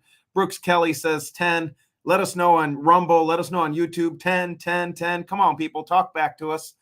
Where's everybody at? Yeah, Mark, Joe, 10, 10. I got a 20. Faith 10, gave us 20. 20. 10 plus. So I will remember your name, Faith. Yeah, that's a good name. The better your score is, the more free things we give you, which, by the way, we're going to be giving away some free things. So stick around as we get some Q&A. This is so fun. 10, 10, 10. So good. So good. Guys, big round of applause to you. Okay. Yeah, but this is the moment, everyone. This is the moment. You came asking, what do I do? And I want you to notice something. Dr. Steve and Ralph and the movement that you all are a part of and putting together has a different answer. It's different. Because the church, and I'm a fan, tells you to pray. And that's good. You should pray. But many churches, how many of you have seen it, are afraid to get into any specifics. There's a line, right, that they feel like they can't cross. And so there's a little bit of ambiguity in exactly what to do. Who's felt it? Give me a yes in the chat if you felt that, right? And then the politicians, right? What is their answer for how we change the world and how we shift culture? Their answer is, we'll vote and get involved in the political process. And that's wonderful. We support that too. And we want you to get involved in the political process, because that's the only way this thing is going to work. But Dr. Steve gave a different answer tonight than everyone else is giving. He told us there is a foundational issue at stake. Actually, 3 foundational issues that are at stake. In the chat, what were the 3 issues? Let's see if you're paying attention. Let's see if you really they didn't know there was going to be a quiz, Dr. Steve. Right. Where are we at? I know it takes a second. It takes a second on StreamYard, at least, for it to come in. I'm seeing in Stream. Yes, good. Garrett got it first. Faith, family, and freedom. And if the foundations are destroyed, what will the righteous do? Right, Ralph? Amen. That's right. So here's what we're telling you. Now we want to show you, because it feels like different groups of different people are giving different answers, but there is a foundational answer that we are seeing. There's a big hole in the marketplace of those who stand for the ideas of faith, family, and freedom. There's a big hole in the marketplace of people who are asking the question, most common question you get, Ralph, Dr. Steve, it's, what do I do? Right. Yeah, what do I do? And we all know vote. We all know, like, stop the steal and kind of things we can do with that. But we all feel intuitively there's something else. And for years, I've watched you two, and I want to honor you for your commitment and your faithfulness and your long suffering to do this. And you've fought against big tech, and you've fought against lots of ideologies that are trying to tear us apart. And after all this wrestling, you've decided on a mission, a very clear mission for the conservative movement on how to do something, not only help Trump get reelected in 2024 in 110 days, but how to move this movement forward for decades to come. And stop playing the short game and chasing the Democrats and always on defense. It's time for us to go on offense. Ralph, please share with us the vision. Yeah, so the mission is this. I don't know if we have a slide for this, but I'll just say it as is. We are focused now, moving forward from this day forth, to empower 10 million people to restore and preserve the pillars of faith, family, and freedom in order to awaken a new conservative age. So in many respects, this is what we've been doing, but there's a more deliberate cause that Steve and I have been able to kind of take. Ralph, Turley Talks is. That sentence just needs marination. Can you say it again and just pause when you're done with it? Just right. tell me the mission. Empower 10 million people.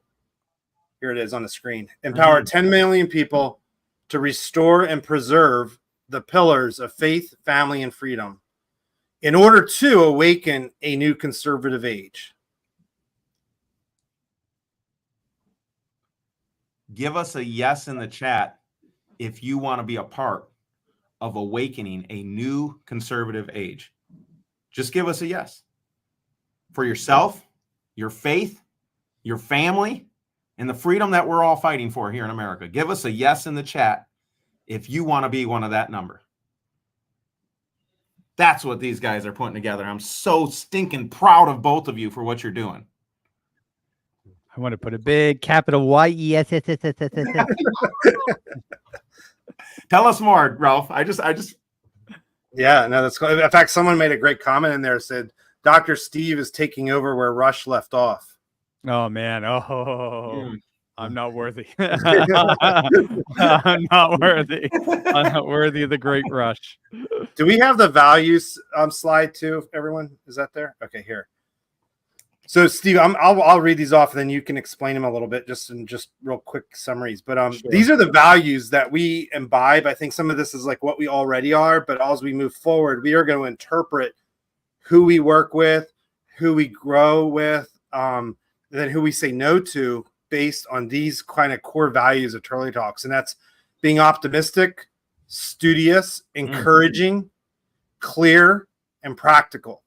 Steve, you want to kind of just real quickly just kind of summarize what this means? Yeah, sure. Yeah, I love these values. I mean, we talked. I told you guys we went to Utah and had a leadership meeting, and we basically banged out these values as representing who we are. So first and foremost, as you guys know, we're optimistic, and it's not simply a matter of recognizing that we're entering into a rising conservative age. That is happening. We detail that in all kinds of ways in the studiousness that we get into, but we try to apply a very particular kind of disposition to all the challenges that we face in the midst of a liberal globalist onslaught that's doing everything it possibly can to just clutch onto the last remaining vestiges of its fleeting power.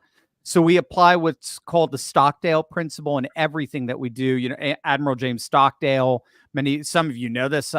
He was the most senior naval officer, held captive as a prisoner of war in Vietnam. And during the several years of his captivity, when he and his men were tortured and starved and threatened with death daily, Stockdale developed a fundamental principle that helped them endure this horrific trial. And what Stockdale argued is that in any challenge in life, again, this is very much like Rocky, if you think it through, We have to confront that challenge with the most sober assessment of the brutality of that challenge, while at the same time never, ever, ever losing hope that we're going to prevail. So you never confuse faith that you will prevail in the end with the discipline to confront the most brutal facts of your current reality, whatever they may be. So much of the conservative world, unfortunately, are just doomers, right? But we refuse to be doomers, because what Stockdale argued is doomers always die. Doomers in that kind of situation end up crawling into the corner, naming their rats, and then they become skeletons in 3 months. And then those who are just optimistic, pie in the sky, naive optimism, they died. They died of a broken heart. You have to have a solid assessment of the sober situation, the seriousness of the situation that you're in, and you can never, ever, ever lose hope that you're going to prevail. So that's our optimism. And thank you, Joe. Thank you. I love that. I love Joe's claps. I don't want to clap too loud; it'll interrupt you. So, and we're studious in the sense that that we are not just naive optimists here. The Stockdale principle takes care of that.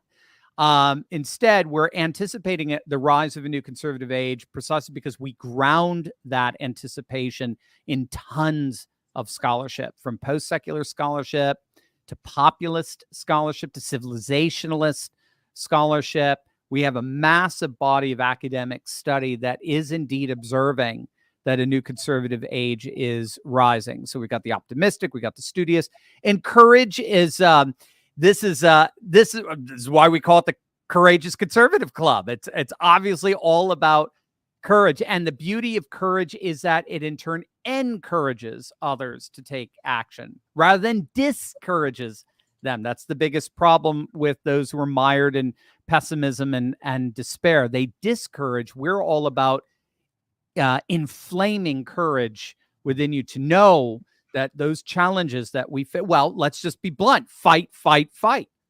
That's what we're trying to do. That's what we're trying to embody each and every day. And then clear, we try to be as concise in our analysis as possible. What we do is we boil down some pretty complex stuff, as you guys know, some pretty complex theory, and we try to make it as easily understandable for anyone so that you can apply it in your own life. C.S. Lewis once said that if you're not able to explain something at the level of a child, chances are you don't really understand it. So that's certainly what I strive to do each and every day in our videos and in our live stream events like tonight. And then finally, practical. None of this matters unless, it's like Joe was talking about earlier, unless we take action. We pray like God's control, but we act as if we're in control, as it were. And so we try to be as practical. We're not about a bunch of pie in the sky theory and so forth. We're all about, in the end, action, fight. We're all about taking the scholarly analysis made understandable with the Stockdale principle operative and apply it in our daily lives in order to usher in a new conservative age. So good. So Joe, one of the things I just wanted to bring up and then kind of have you kind of move us forward here is I just wanted to tell everyone too, like, we have this opportunity for you to kind of plug in with us at a deeper level. And I want to get permission from you to kind of share that with. I think it's something that's really awesome. And Joe's going to help us kind of present that to you. Does that sound good to everyone? If you could just comment, yeah, I want to hear it. Put that in the chat. It's not for everyone, right? And that's totally okay. But we want to invite those of you totally cool, who are like, you know it. You know you need to reestablish the foundations of faith for yourself and your family. You know that you want to instill some values and things for your family, for your faith, and then, of course, for your freedom. And that's who this is for. Because like I said before, Dr. Steve and Ralph and myself, we've talked a lot about finding answers. I mean, we have wrestled for a long time. And I think, how many of you have wrestled with the question, what do I do? Give me a me in the chat. If you've ever asked, you're like, when you're watching the television and the media and you feel like the evil, you feel the dysfunction, you feel the brokenness of the system, and you're like, what do I do? Like, you feel something in you to do something, but how do you wrestle with these invisible forces that seem so big, and this bureaucracy that's out of your control, and just so much stuff that just most people are so overwhelmed for it. They're sitting back and just saying, well, there's nothing I can do. But courageous people rise up. Courageous people are unwilling to sit back and watch. They want to do something. And I believe I've got a room full of doers in the room, Dr. Steve. Absolutely. Not just dreamers, doers. Dreamers think it'll be really nice if Trump wins, but doers do something about helping Trump win. Dreamers say it'd be great if in the future my kids trusted in the values and the faith and the things that I believe in so that we can move this country and my family forward. But there's dreamers and there's doers. Which ones get the result? Tell me in the chat. Dreamers or doers? Which one get it? Okay. And I know there's a little bit of a delay. We all know it's doers. And so the mission that Ralph just shared, and say it one more time, Ralph, if I don't know if you can pull the slide. Yeah, I got it there.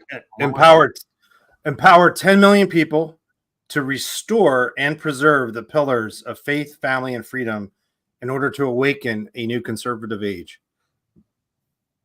Now, if you think of yourself as someone who's trying to make a difference in the world, and that's your mission, you want to be a part of that kind of mission of ushering in a new conservative age, to reinstill the foundations of faith, family, and freedom.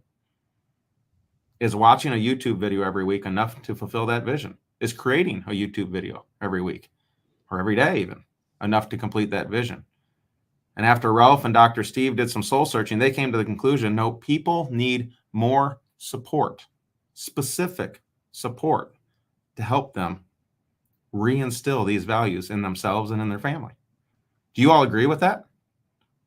Don't you think it's going to take more than just learning some cool stuff? Because we've been learning some cool stuff for a long time. What do we do? How can we support you? And this is what we came up with. Can I share the slides? Is it okay if I share the slides? I want to show you. This is so cool. And you guys have put so much work into this. So I just want to thank you before I even share it. Sharing my screen here. I think they'll throw it up here, but good. Oh, are they? Yeah, that'd be great if they pull it up. Team, yeah, they'll get it. Give it a second. Fantastic. So I want to introduce you. Drum roll, please. I don't know how long I can do it. How long it's going to take? There's a long drum. There it is. Courageous Conservative Boot Camp. Who's excited? So much fun. So much fun. Yeah, I'm excited for you to share this. This is so cool, and a lot of thought has went into this. And so here's what we're going to do. We're going to give you a bunch of stuff for free. Like, this is our first time sharing this, and we're so excited for you and for the team here at Turley Talks. So what we decided to do is go a little crazy and give you guys a whole bunch of stuff free when you join us in our Courageous Conservative Club. And I'm going to tell you all the details of that right now. And so let's go to the next slide so I can show you exactly what's included. First of all, I think when we talk to you all, one of the questions that we often get back is like, how do I get active? Right? What do I do? Right? And as a conservative, how should I approach it? There's so many questions regarding the how or talking to people and stuff like that. And so to solve that, we created something called the Patriot Professor's Conservative Activist Training. Dr. Steve, tell us your vision for people who go through this workshop with you. What will happen as a result of them attending? Oh, just transforming them into a very, very dangerous poison, as Mickey would say to Rocky. Yeah, this is really about me taking what I did in a classical classroom for 18 years and boiling it down and making it practical for reawakening a civically minded imagination, to be able to articulate what we believe, to be able to live out faith, family, and freedom, and then to take the actions that we need to take in order to transform our nation, like we just heard, not just for the next election, but for the next 100 years. So good. Is that cool? All right. So that's these are workshops that you're getting for free when you join us. And and Joe, if I can comment on that, like, you guys look at my son and he has been put in touch with teachers like Dr. Turley and environments like that, and it's been transformational for him. And I not just for yourself, what we're talking about here, but even for your children and grandchildren, your legacy. Yeah. The second thing that you're getting for free is, I think, I really love the name of this. Whoever named this did an awesome job. But we don't want to fight with our family, right? But we also want to help them see the world clearly, because when you believe lies, your life is built in dysfunction, and you put your faith in the wrong things. But how do you have these conversations, right? How do you logically help someone think through the things? And that's a skill, right? I mean, many of you may or may not know this, but Dr. Steve is a trained rhetorician. And so did I even say that right? I don't know, Dr. Steve. I think I did. I teach people to speak real good.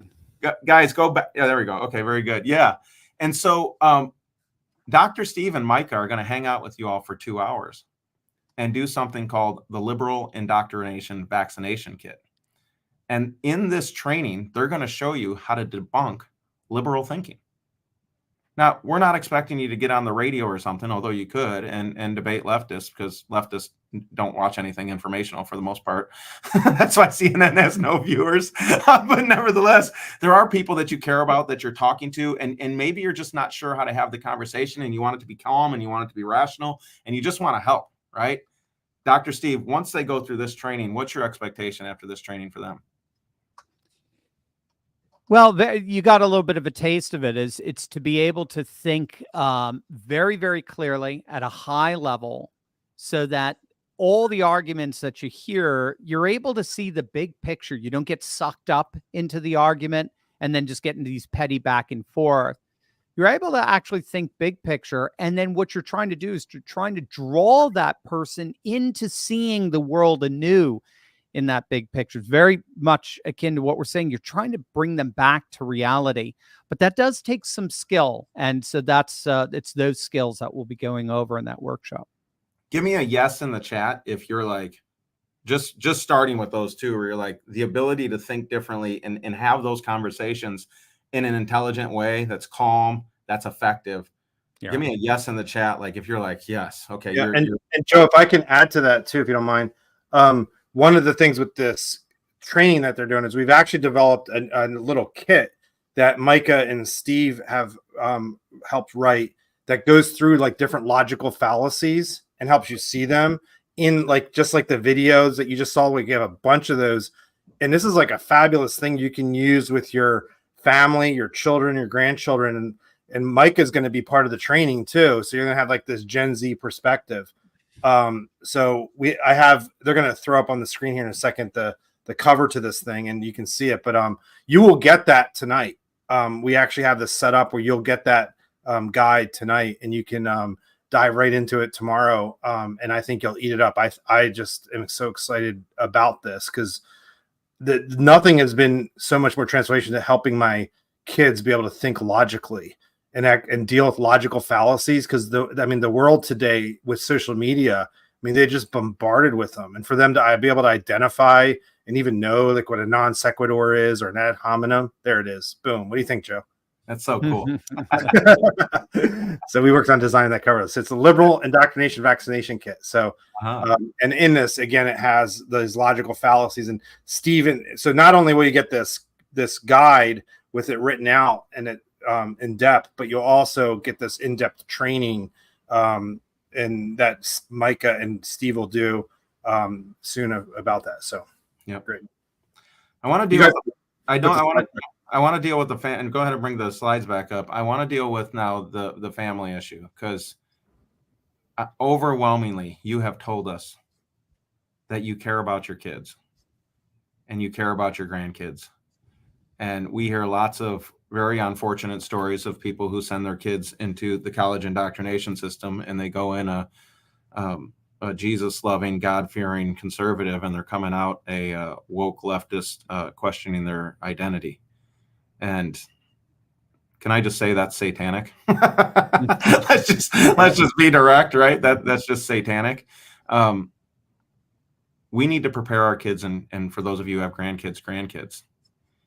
And Dr. Steve, and Ralph, of course, care a lot about this, as do I. And so they created a workshop called How to Win the Next Generation and Influence Libs and Gen Z Conservatives.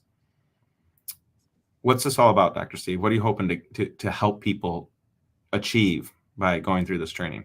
Yeah, actually, it's tapping into it's tapping into the winds of change that are already happening. Gen Z happens to be actually the most conservative generation we have on record.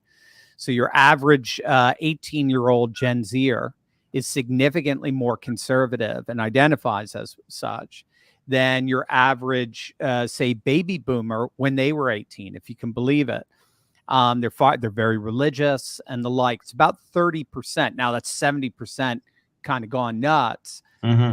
But we can tap into that 30% in a very effective way, because we talk often about tipping point theory, and tipping point theory argues that it looks at the amount of influence you need in order to change thinking overwhelmingly. And bottom line, it's about 35%.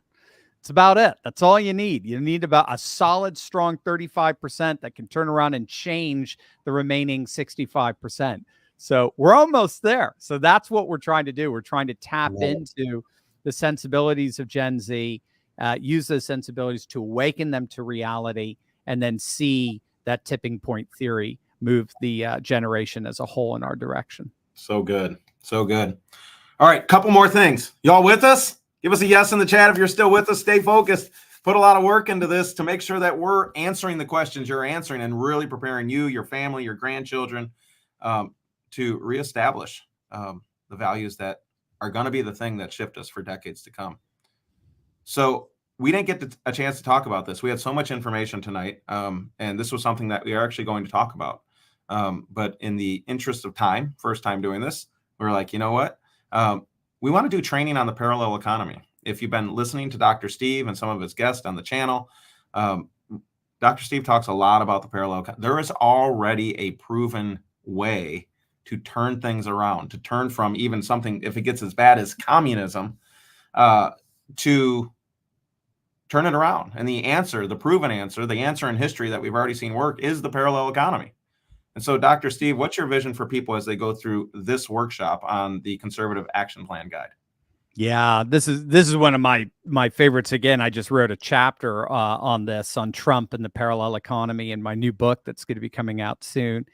But bottom line, this is being aware of all the various resources that are out there that you can tap into to live out your values in the wider economy, whether it's in your finances, whether it's your banking, whether it's your education, whether it's health insurance, whether it's health care, you name it. There is and marketplaces galore. There is a whole parallel world that is made up of faith, family, and freedom that you can both support, and that will in turn support you. So it's really living out your values in such a way that's making a difference with every purchase that you make. I love it. Okay, so all these workshops are free. There's a couple more bonuses we want to share when you join us in an annual membership to the to our club. Okay, so let's go to the next slide. I want to share a couple bonuses, and then I'll let you guys. Then we'll move to our Q&A. So bonus number one. This one is my favorite. I mean, this guy. No, I'm just kidding. I'm totally kidding. Yeah, the humblest person you know, right? Yeah, definitely, absolutely. So one of the things I found, and Dr. Steve and Ralph, guys, I hope you're paying attention. These guys are doing workshops. That means like there's ebb and flow, back and forth that's happening. I have seen again and again and again, the best way to help people is through a workshop style. And thanks to the power of the internet, we're able to do this in a way we never have. One of the favorite workshops that we do in our movement, the number one question, people who want to change the world, like, that's my hat, change the world. People want to impact culture. People want to shift the values of culture. How many of you know the values of culture need shifting, right? It doesn't just happen because we say vote different. They have to believe different in order to vote different. Well, what role do I play? How do I choose how to be active in this? Because there's so many choices and it's so overwhelming. By and large, the favorite workshop that we do is something called Imago Dei workshop. And this is based on the book of Genesis. And when you come to this workshop, you're going to spend a couple hours making decisions. We have worksheets that we walk you through, but the whole goal is at the end of the workshop, you are going to know exactly what you're going to do to really impact the world. A lot of people talk about impacting the world. They talk about impacting their community. This workshop is designed to help you follow the principles of Genesis and make the decision. So by the end of the workshop, you're like, this is what I'm doing to make an impact. Dr. Steve, people freak out from this workshop because they're like, I have been wrestling with this decision for decades. Yeah. And in a few hours, I leave this workshop and I know what to do. I feel such peace. I feel such clarity and such direction. And it's all based on a biblical principled foundation. I'm so excited for this one. I donated this as part of it because I want you all to get like a crazy, insane, screaming deal. People pay a lot of money to be a part of this, but I'm including it as a bonus for you guys to be a part. So is there anything, Dr. Steve or Ruff, you want to say about that, or I'll move to the next bonus? No, that's great, Joe. I mean, this is really at the heart of faith. It's learning what you have personally been called to do. Yeah, we've been trying to help people for years answer the question what to do. And Joe, you're filling a role that helps people know the role. like you're really in that question. It's like we had to step back. Why are people? And it's this like, who am I? What am I supposed to do? But before that, they have to get clarity on their gifts and calling. And so I'm real excited for people to. I'm excited to actually go in the workshop and maybe learn what I should be doing. That's exactly what you need. More stuff to do. Fantastic. Fantastic. All right. Bonus number 2. Didn't Elizabeth Landis do such a great job? Let's give her a round of applause. Yeah, it's sweet. Thank you so much, Elizabeth, for being here. But she generously also donated a workshop that she's going to be doing called Making Civics Great Again. And this gets into the specifics of what can I do to impact local government. And so I think you all got a flavor for that when she was here. And then bonus number 3, I think this is what this is the tactical side that everybody's like, yeah, we got to stop the seal to get, and it's true. Like, this is it. You guys met Ray and stuff, but we're going to be doing a workshop there for working in local elections to protect from the steal. I don't know which one of you guys want to talk about this, but what's your vision for this once people go through this step, especially now? Do you have it, Ralph, or do you want me to? I mean, bottom line, it's practical steps you can take to get involved in your local government, your local precincts, and like perfect harmony with making civics great again. Yep, I love it. I love it. Okay, so just to recap, here's what you're going to get. You're going to get the Patriot Professor's Conservative Activist Training, free. You're going to get the Liberal Indoctrination Vaccination Kit with Debunking Liberal Thinking, free. You're going to get How to Win the Next Generation and Influence Libs with Gen Z Conservatives, free. The Uncensored Conservatives Action Plan Guide, free. And you get the bonus that I'm giving, Imago Dei. You're going to get the bonus that Elizabeth is giving with Making Civics Great Again and showing yourself and your children and your family, what can I do to impact local government to get involved there? And then lastly, like we just said, working in local elections and protect from the steal. So you're probably asking, like, what's the investment? Now, real quick, let me ask you quick before they go to that slide. Does it really matter?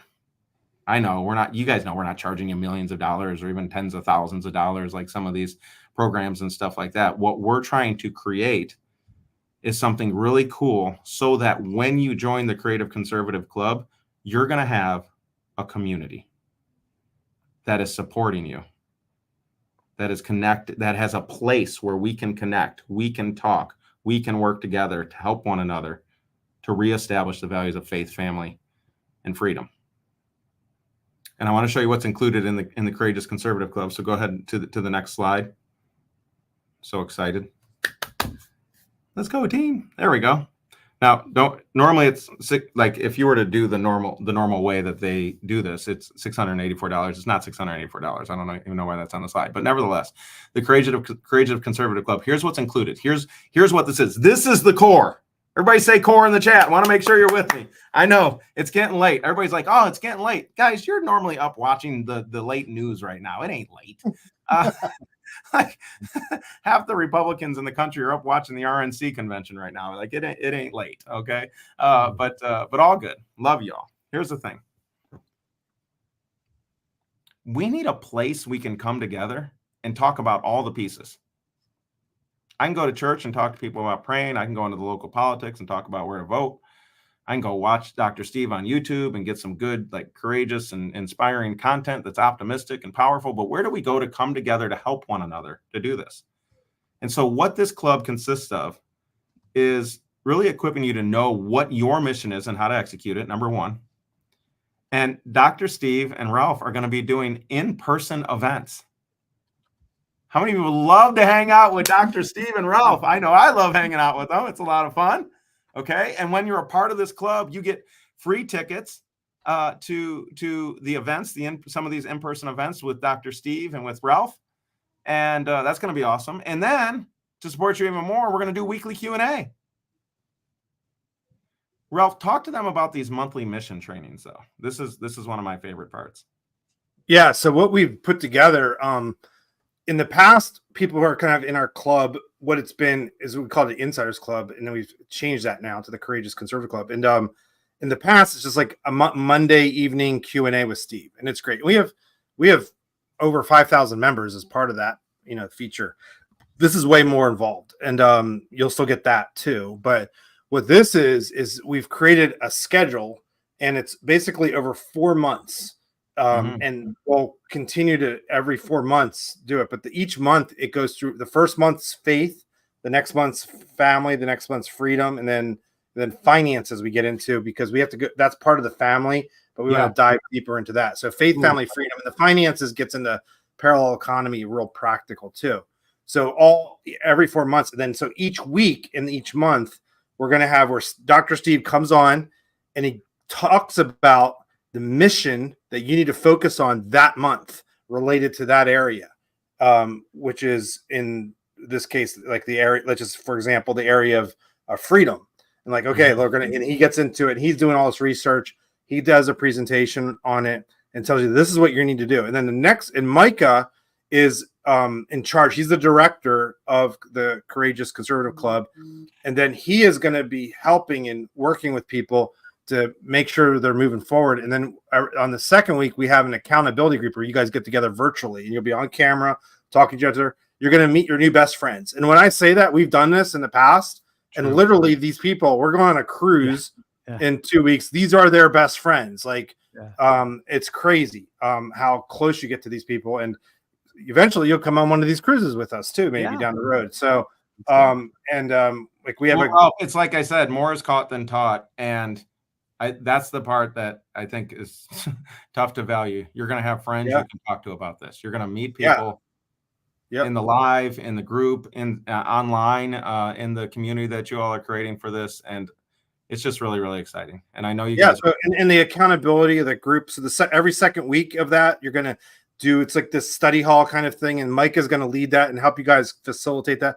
And then the third week, Steve's going to come on and do advanced training. So he's going to go real deep. Like, Steve can get pretty nerdy, pretty academic. I've seen him in circles with other scholars, and like, you guys don't even get a sense for how deep he can go on things. It's crazy. And we're going to Steve Unleashed. And he doesn't talk this way on YouTube because frankly, people can't handle it. You think Jordan Peterson gets deep? Wait if you see Steve kind of really unplugged, and he's just going to go. And then, but what's beautiful about that, in that dive deep on that same theme for that month, he's going to have a Q&A, just like we're going to do now, but like that allows you to master this material. And then the fourth week of every month, we will have a guest come on, or someone on the team will come on and talk and take it, kind of bring it home practically again too. And what we're doing. So we have some subject matter experts, like, in the area of freedom, we might bring Ray back on. And have them do something. So those are the kinds of things that we'll be doing. But that's a 4-month cycle, and then again, this is something you will repeat. Yep. So good. So guys, putting it all together, it's support. It's support via community.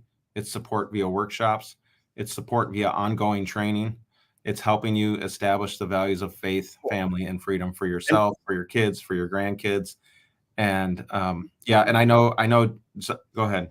Yeah, and I mean, just one thing on these in-person events. One of the things our mentor Daryl Eves told us, he's the guy who came up with the Chosen movie. He's the executive producer of it. they've learned with their community with Chosen, it's having in-person events are so key to build that community. And we recognized when we were getting demonetized and not knowing the whole future for us that we needed to really connect more with this community and be more intentional. So you guys will be invited to in-person events at different parts of around the country. And we'll be doing these several times a year. So sometimes you might not go to one, but you'll be able to go to another. Yeah. And we're committed to doing that. And so as part of this, you're getting access to this, and the people that get the free tickets are usually like they're paying a lot of money for this, and this offer actually gives you a unique opportunity to get those tickets.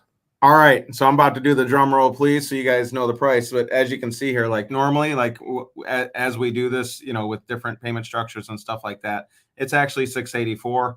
If you go to the gold membership and stuff like that right now, like that's what it'd be. But we added in all these workshops, all these bonuses and everything else.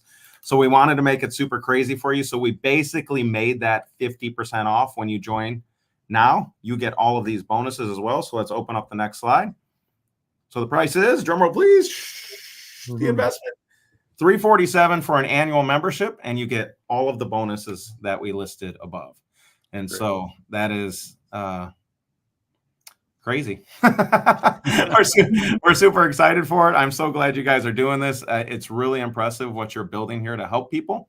So if you're serious and not just curious about truly being a part of a community and shifting culture, shifting the values of your own self, your family, and really fighting for freedom and getting the support you need in every area, this is what we put together for you. And we're really, really, really proud of it. To get it, all you got to do, let's put the link. Where does the link go, team? Yeah. All you got to do, and let's put that in the chat everywhere so that everyone can click. They're going to put this link in the chat. You could take a picture of it with your phone. Yeah, I get to do the QR code. Yes, yay! We all learned how to do that during COVID because they told us we couldn't touch menus. Well, I lived in Florida, so I got to go to them quick. The rest of you, you weren't necessarily in the land of the free and the home of the brave. Yeah, I got it. Fantastic. Yes, that's gonna open up a page so you all know, and I'll just share with you the page real quick so you can see it. Share screen. Here we go. Here we go. It'll open up a page that looks like this, so you know where you're going. Can you all see? You all see that page right there? You just put in your name, email, phone. You guys bought stuff on the internet before. You just go here, fill out the information, and hit pay. And then what will happen next is you will get an email from us with a receipt saying that you paid. And Ralph, when will next steps come? What will they start seeing immediately? Tell them about it. Yeah, when you sign up, like we have some emails will go out to you tonight, and even tomorrow. You'll get that vaccination kit. And then Joe, you're doing a workshop on Monday night, right? We forgot to mention that. Yep, Monday night is the first workshop. Cool. Yeah. Yes, so we're super excited about that. If we have our Insiders Club's members already here, I will be out of town next week in May, and with a family vacation. I'll still be doing some vids, but we will not be having our live Q&A. So Joe is coming on in and offering this alternative training. Yep, fantastic. Listen, if all this did for you was finally get you to the place where you understood how to have the conversation with your kids and grandkids, like, would it be worth it?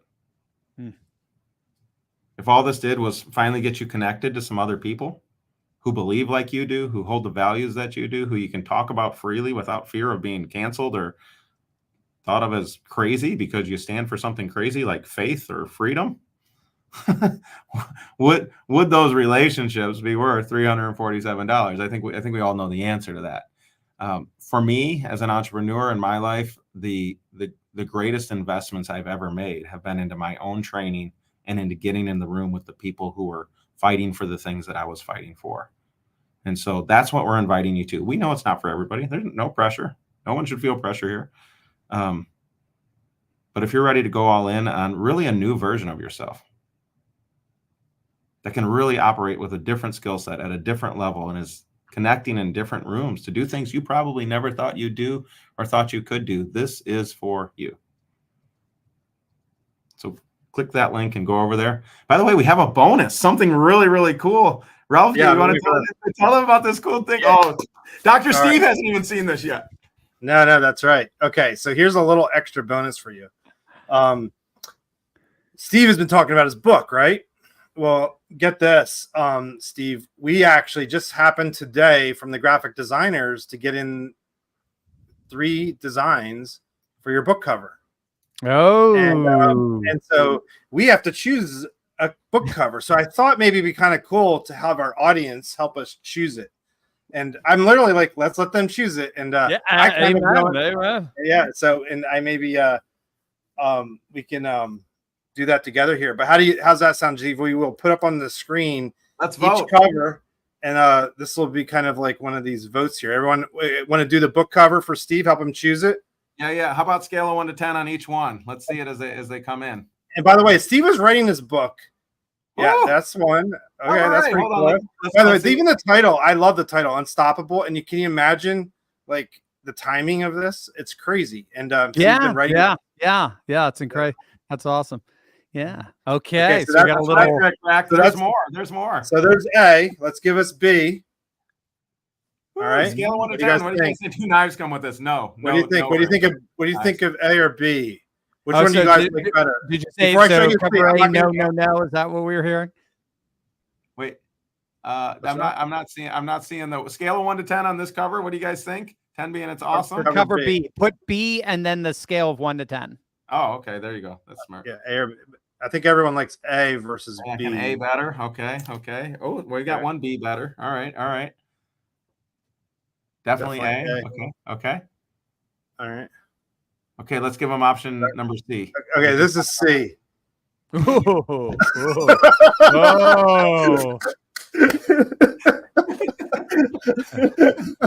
Yes, your votes, folks. Come on. That's not fair. You know, Trump just did pose for 9 seconds for this, according to that liberal. Like, Yeah. Joy Reid. Yeah. Wow. Yeah. Our moderator, Josh, a C for me. Yeah. Okay, so everyone put in the chat, and guys, kind of give me a general. Can you show them all again? ABC. Yeah. I mean, I There don't you know. go. Okay, there we go. Yeah. So which one do you think? I see. Anyone? I love this title too. Unstoppable. You guys had that title before. Yeah. Yeah. Wow. And then the byline I love because this is us. This is our audience. Read the byline. Can you read it? How Trump and the MAGA movement are changing the world. That's it. How Trump and the MAGA movements, the combination of the two, are changing not just the country. That's key. It's changing the world. Yeah, that's huge. Well, good. So, one of the things we're going to do is for the first 50 people that sign up for the program, you are going to get an autographed copy of this to you from Steve when the book releases this fall. So if you do that tonight and because we have a lot of people on right now, take action, and we will have Steve personally sign the book for you. Guys, I just want to say thank you for creating this. Guys, can you give them a big round of applause just for creating the Courageous Conservative? It was courageous just to create it. I mean, so much work, so much effort, such a team and expense, and just really just trying to create something to support courageous conservatives is just awesome. So big round of applause from me and everyone else in here. This looks amazing. Click the link. Join us. We want you to be a part. We're going to go to Q&A now? Yeah. Sure. Awesome. So let me bring Micah and Josh. You guys take over and help do the Q&A here with Joe and them, because I don't know how to do it. And I will bow out here. So I'm going to go into good seeing everyone tonight, and you guys do the Q&A here. Thanks, Rob. All right, Gator. What power, if any, can Congress take to hold the SSDHS, Secret Service, Department of Homeland Security accountable? Is there anyone who can or is going to go by without anything done?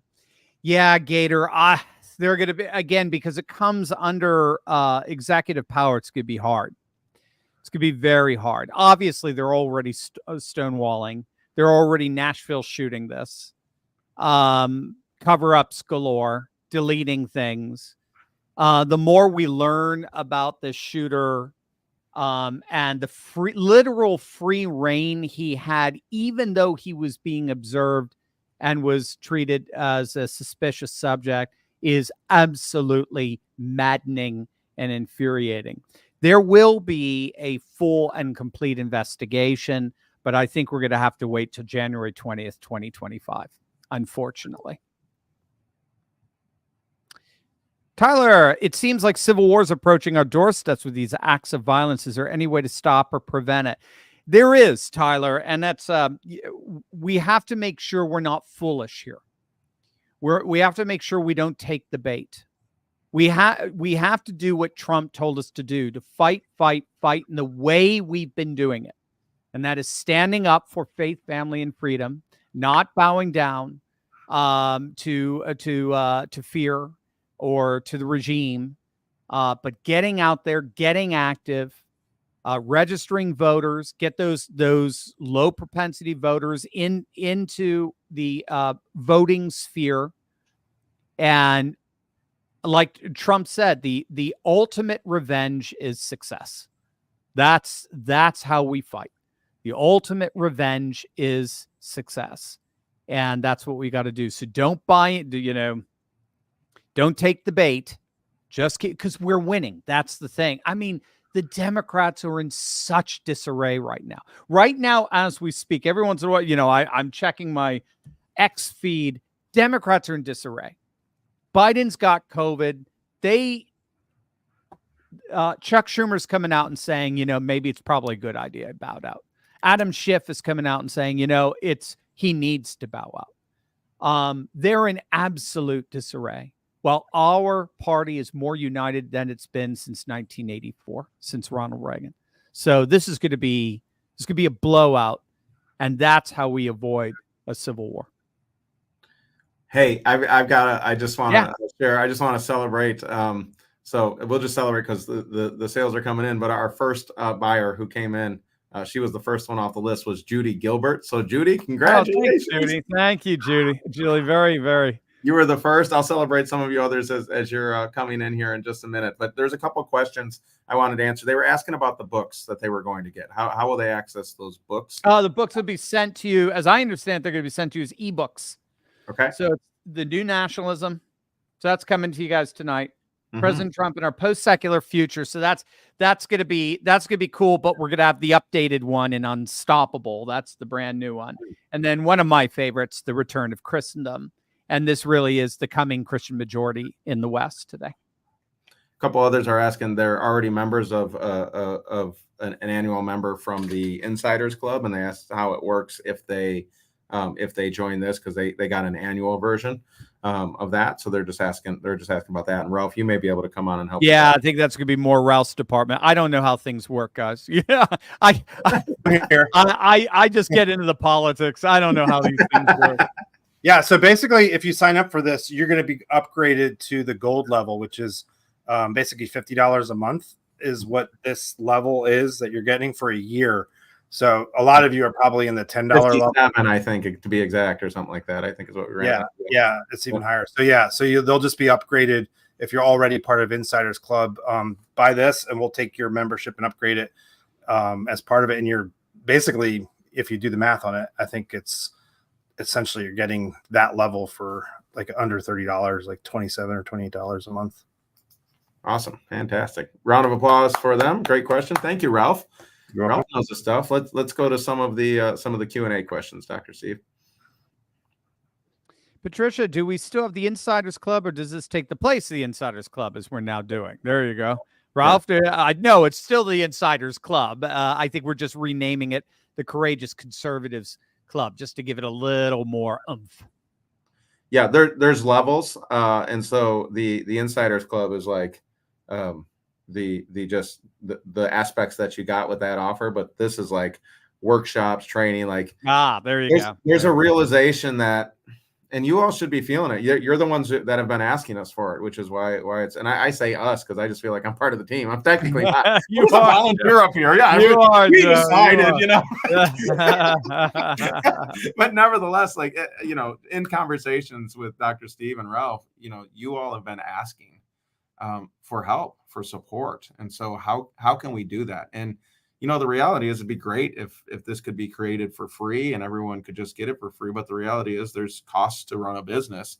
And you all know, like, how many of you have ever bought cheap stuff? How was it?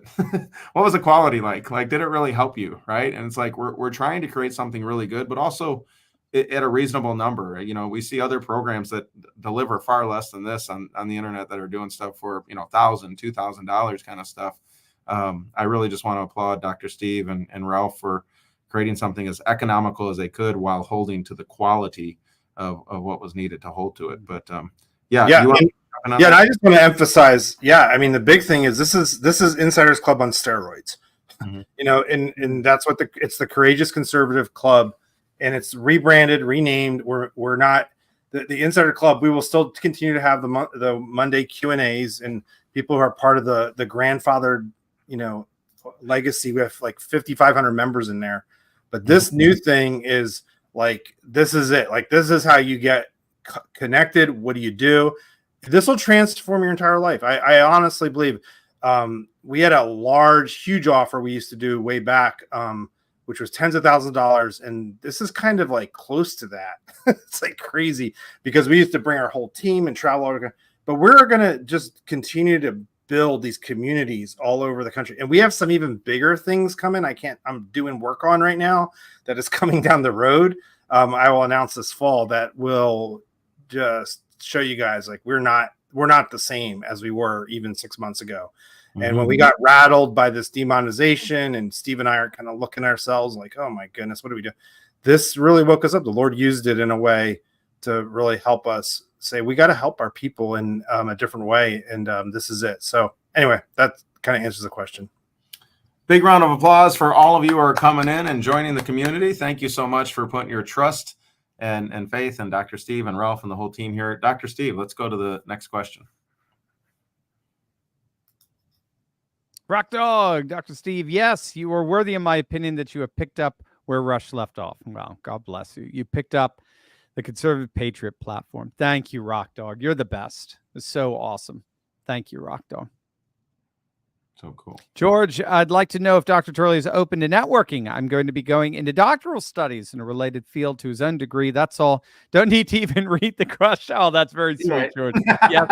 Yes, of course. I'm available to network. Absolutely, George. Fantastic. Quark, Ralph, as a matter of fact, I'll embarrass him. I actually I helped to mentor Joe's daughter's thesis, her senior thesis, and I was even a judge for that as well. I was honored to be asked for that. He did a great job judging too. Yeah, I found that if you pay him money, he gives good. No, I'm just kidding. Teasing. That's right. I'm a cheap date. Quark, hey Ralph, he wants you to come back. He wants to know if you'll join the Blue Man Group.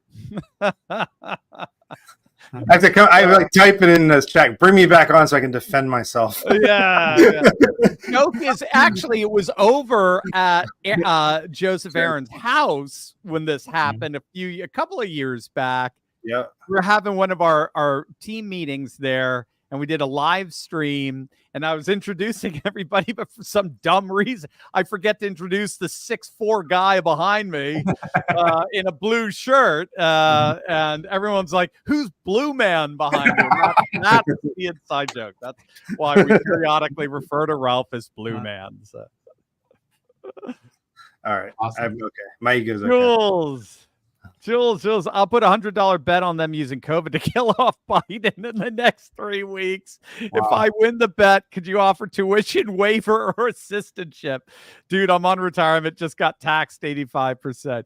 Jules, I think you may be onto something. If Biden, I don't know. I don't want to say that on air, but we'll chat, Jules. We'll chat. I'm not going to reward you if Biden kicks the bucket, but we could chat, Jules. We'll see.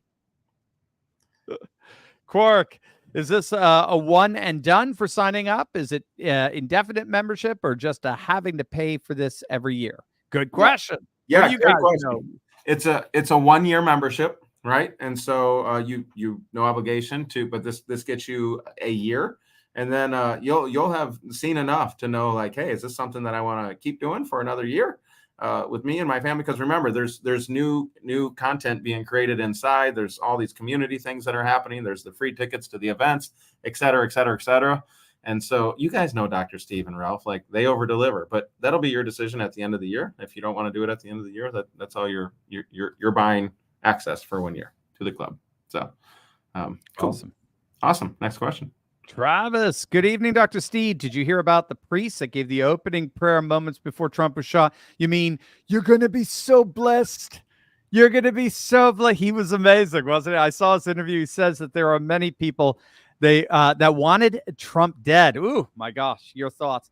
Yeah, he is a Lutheran priest in Wisconsin, and he was wonderful. I featured him actually, I think, in one of the videos we did Tuesday. Yeah, it would have been on Tuesday, because it would have been after Trump's great entrance, that epic historic entrance on Monday night.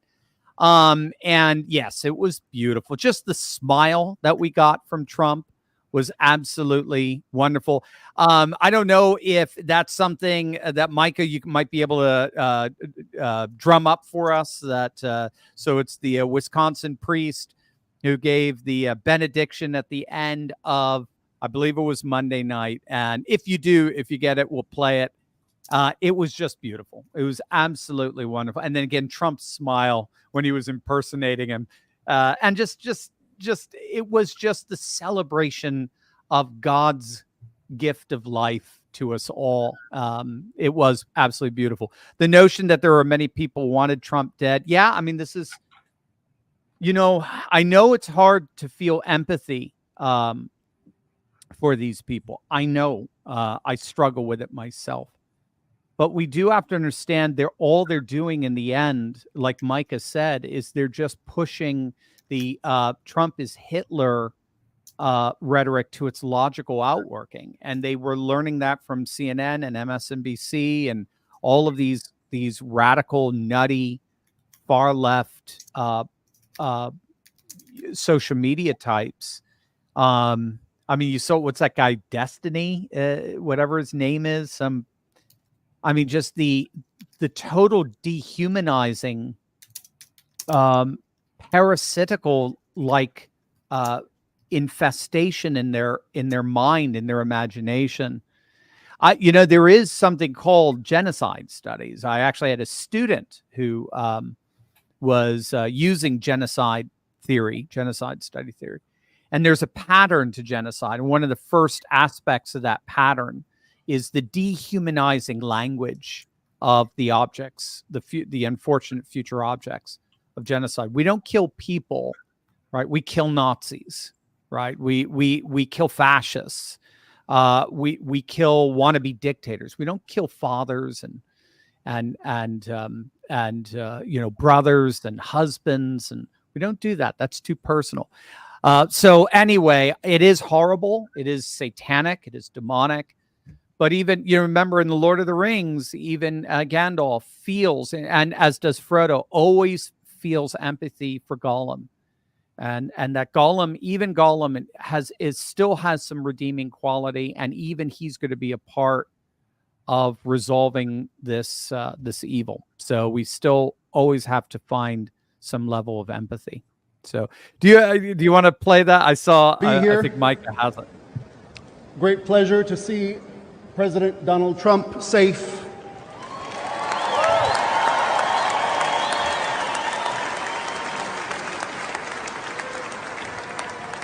And if I may, before the benediction, give you this promise. You're going to be so blessed. You're going to be tired of being blessed. I guarantee it. Look at that smile. Look at that smile.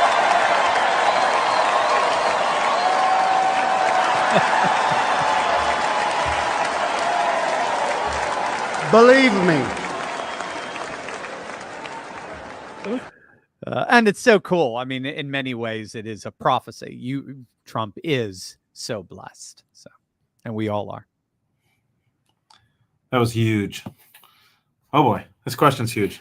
All right, Johnny the Whiz Kid. I see a bunch of hardcore conservatives like Matt Walsh and Maloney Mack complain about Amber Rose. I saw that too. And Harmeet Dillon taking the stage of the RNC for not matching conservative values, especially the Sikh prayer to Waheguru, that Christians deem it Wagyu beef demon god. I feel they're being unfair. All that matters is the support for Trump. I don't care about their backgrounds, religion, even the atheists, so long as they back Trump. What are your thoughts on these backlashes, Johnny the Whiz Kid? I'm frankly, I'm with you 100%. What the RNC is about is the celebration of everyone who's on the Trump train, and in the end, policy and the doctrine of this administration will be decided by those inside in the leadership, and there is, I think, I can't even fathom what's wrong with Amber Rose, get someone like Amber Rose with her social media following, 20 plus million Instagram followers. What's wrong with having her get up there and say, hey, gang, here's why I'm voting Trump. Here's why I'm 100% MAGA. And you know what? You should be too. I mean, what's wrong with that? She's not a policy advisor. She isn't writing law. She's talking about why even she, and that to me, that to me is one of the greatest testimonies to how widespread Trump's influence is. It's so amazing that it even draws and attracts people you just naturally wouldn't imagine. Now, the Sikh prayer, I mean, gang, I mean, look, Christianity was obviously the centerpiece of this RNC, obviously. But even at the heart of Moscow, where they have the center of Russian Orthodox Church, it's considered the third Rome. Even there, you have mosques and you have imams who publicly pray in official government gatherings. Christianity's never, well, I should say never, but Christianity, civilizationally speaking, has not shut down other religions' prayers. They have welcomed them. As long as we recognize, and again, this is going to be the civilization, as long as the higher ups on the tops and the way the civilization is structured, as long as it's recognized that all the various religions ultimately find their fulfillment in Christ, the Logos, who is the one who holds the universe together. And so that's where I would go with that. So I just don't, I can't see. I know. I saw Matt's. I love Matt Walsh. I wouldn't. I mean, there's no one I'd rather have more representing our movement. What is a Woman is a fantastic documentary. I just thought that was a little bit over the top, and I don't think it really read the civilizationalist room. Civilization is going to be very big tent. It's not going to be just for the priests. It's not just going to be for the MAGA faithful, the pure MAGA who are pushing policy. It's going to be the citizens of the polis. It's going to be the citizens of the civilization. And that is very, very diverse. And I love diversity under the tent of MAGA. Mm. Oh, Charlotte, how can I join? I'm Insider Club, but I didn't get address to join. I'm on my phone, so I cannot use the code. It'll be in the chat for you, Charlotte. And Ralph and team and Micah, you guys have a link that you can put. It'll be in the comment section. So just click there in the comments. Is there also just a... Oh, she's already registered. She's oh, good. Excellent. Thank you, Charlotte. That's good. Congratulations, Charlotte Garcia. You guys are going to miss out getting to hang out with Charlotte if you're not joining. So there you go. Do you have some shout outs, Joe, you want to give? Or no, it's all good. We got Rick. I want to get through these questions for him. Rick Rack. Okay, got it. Rick, do you think Vance has enough Trump traits to take us all the way to 2036. I love the way you're thinking. That's November is just the beginning. I love it. Yes. I thought Vance was a brilliant choice. Did you notice we got a DJ Trump and a JD Vance, interestingly enough. So yes, I think he's brilliant.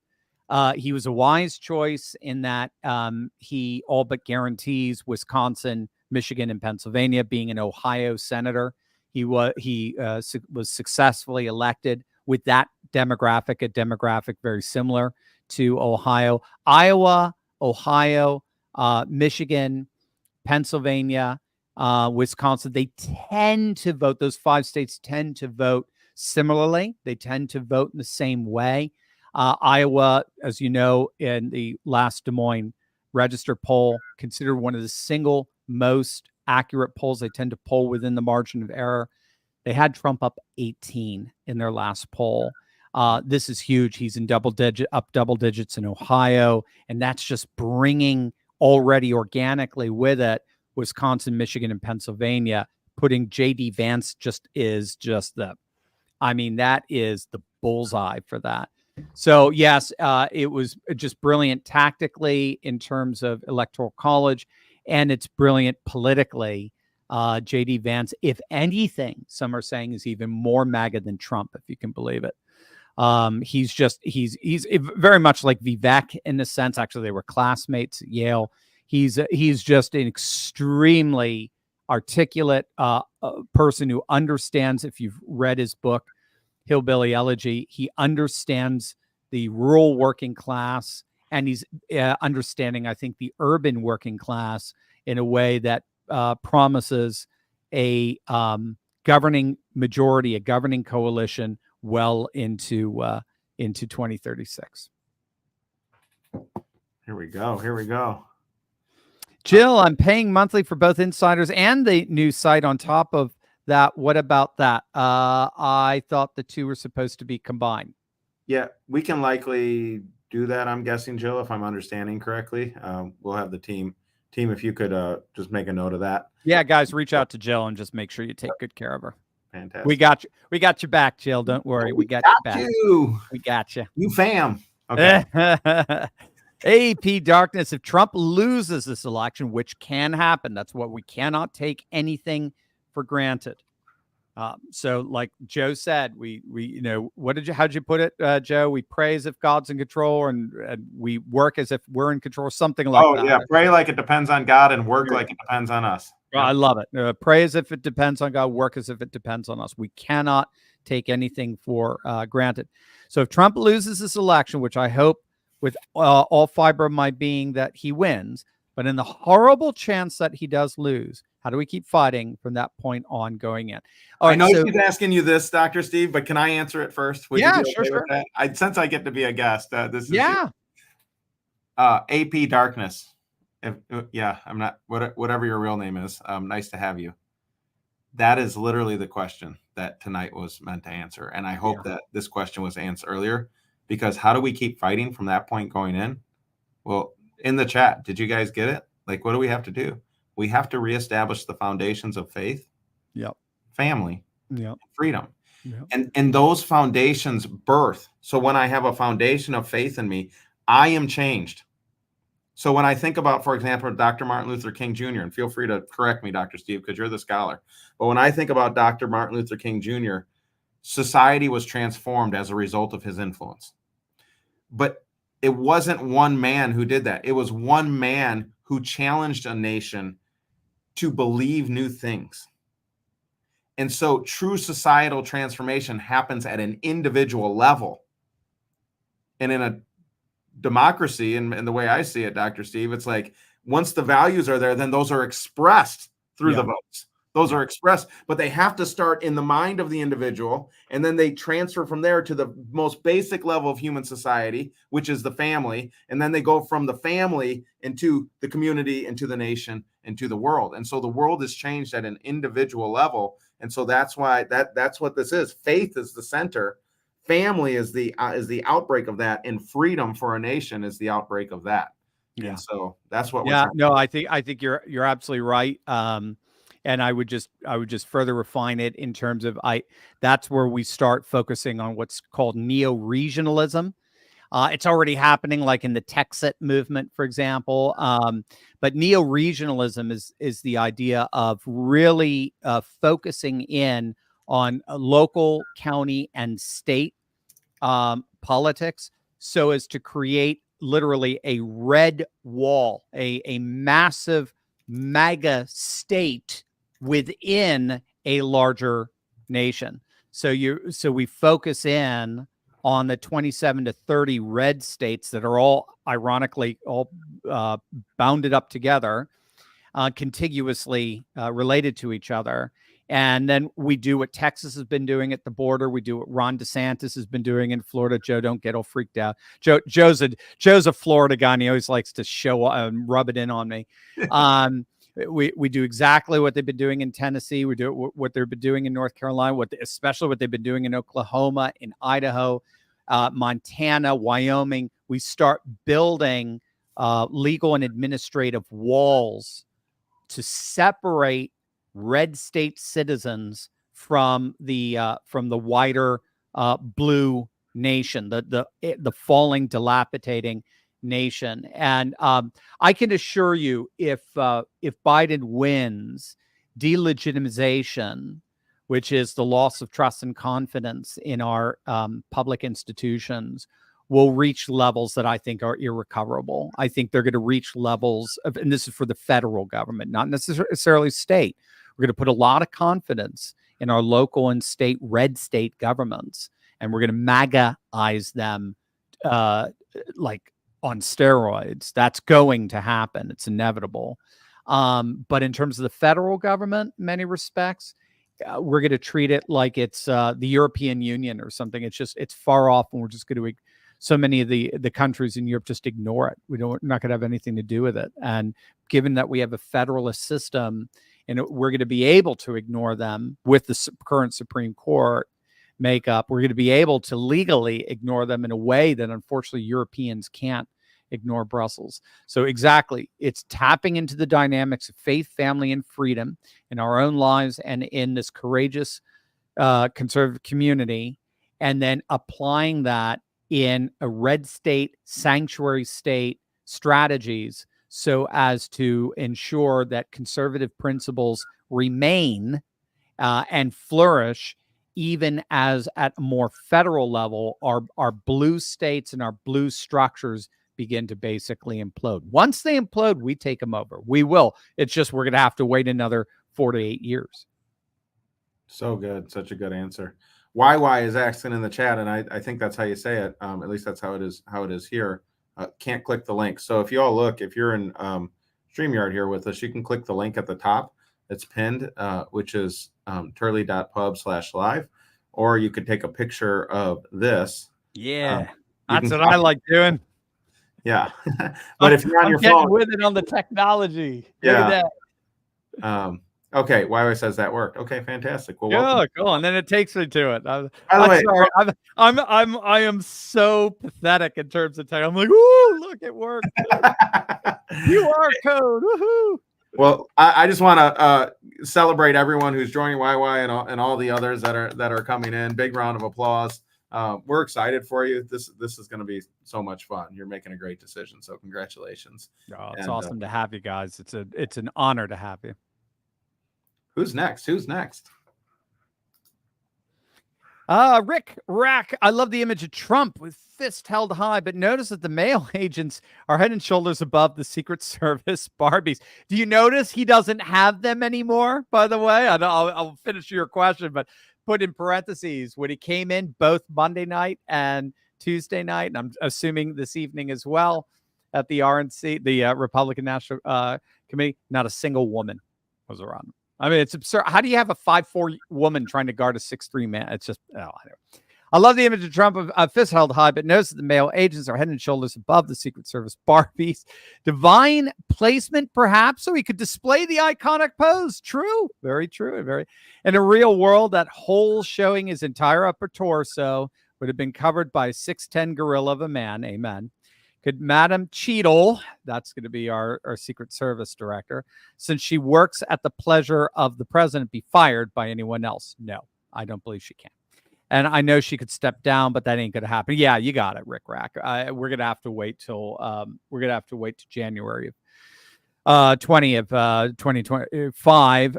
There could be pressure from Congress. Congress could refuse to appropriate money until she's pushed out. There's possibilities. Interestingly enough, the shooter's last name is Crook, and the Secret Service director's name is Cheat. Oh, interesting. Crook and Cheat. Interesting.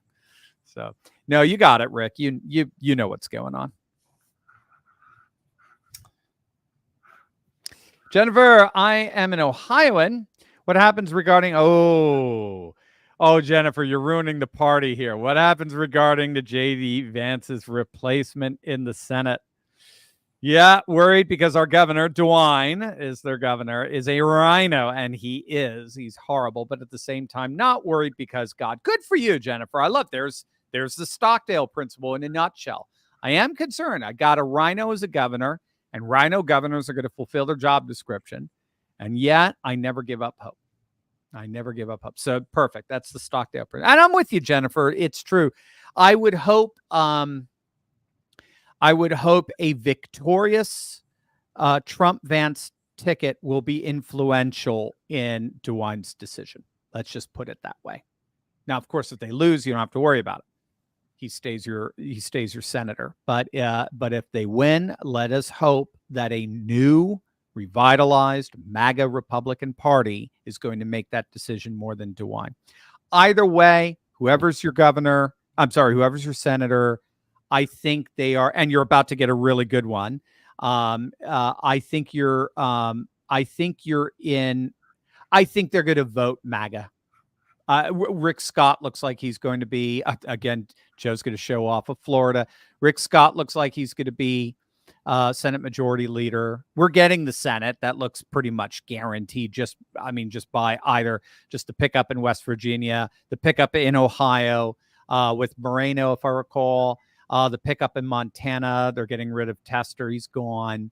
It looks like Kerry Lake is going to win because Trump is he's going to win in a blowout in Arizona at this point by 6 or 7 points. There's no way she loses if he's winning by 6 or 7. We don't tend to split tickets that way. It just doesn't happen, especially in a high Republican registrant state like Arizona. If you saw Arizona now, their Republicans are out registering Democrats. I think they have about an 8% lead right now. It's just absolutely stunning. So anyway, I think you should be okay. Whoever you have, he may not be MAGA in terms of being able to articulate the way J.D. Vance does. He may be a rhino, but whoever replaces him, I think he's going to vote in accordance with the new MAGA move. It's going to be impossible not to. Trump has so much power and momentum and inspiration behind him right now.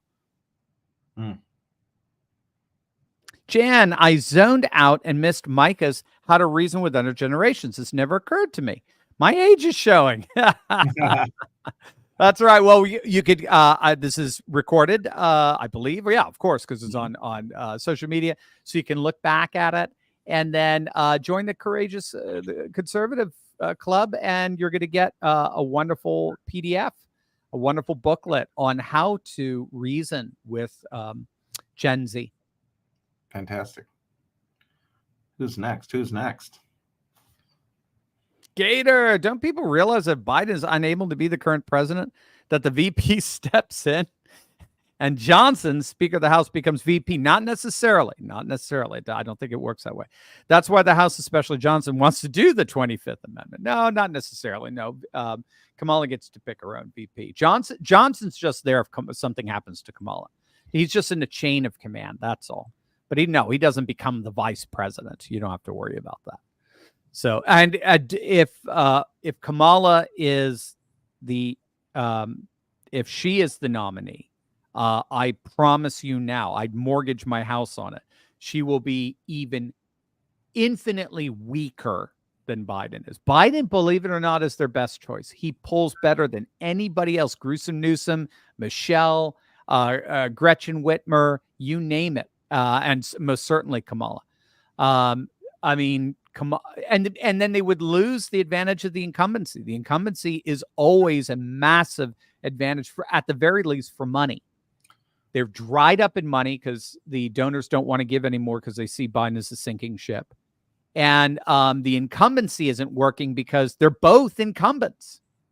Trump is an incumbent. It's the first time we've ever had that in an American election. Trump is an incumbent. Actually, I take that back. I think Teddy Roosevelt could have gotten that as well. I just realized that Biden and Kamala would they would be considered incompetent incumbents.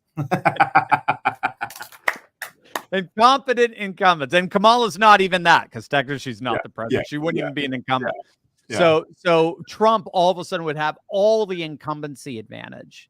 And then Kamala would be a challenger. Just ask Al Gore how hard it is to win vice presidency, right? Just ask Biden in the first round. They got rid of him. They put Hillary in instead. So, Dr. Steve, when you think about it, even if you had someone who was good that was coming up, because I can think of a couple good speakers on the Democratic side. If I'm them, and I happen to have a friend who's one of those people from the past, like I went to high school, Valley Forge Military Academy, governor of Baltimore, governor of Maryland, excuse me, and great speaker, probably moving his way up the ranks. But if I'm him right now, I don't want to risk my chance at the presidency on going up against Trump and his, like, even if you had someone, they probably wouldn't want to step up right now. It would not be wise to try and do that right now. That'd be the worst. You got it. We're seeing it with Newsom. We're seeing it with Gretchen Whitmer. They don't want to touch this election. This election is poison. Because they know even if they came in now, they're starting in negative territory. And you don't want to do that. So they're starting in negative territory, especially after the iconic photo. They don't want to go anywhere near that. This election is for Biden and Harris to lose. They don't. So all they're trying to figure out is who is going to be the least damaging down ticket at this point.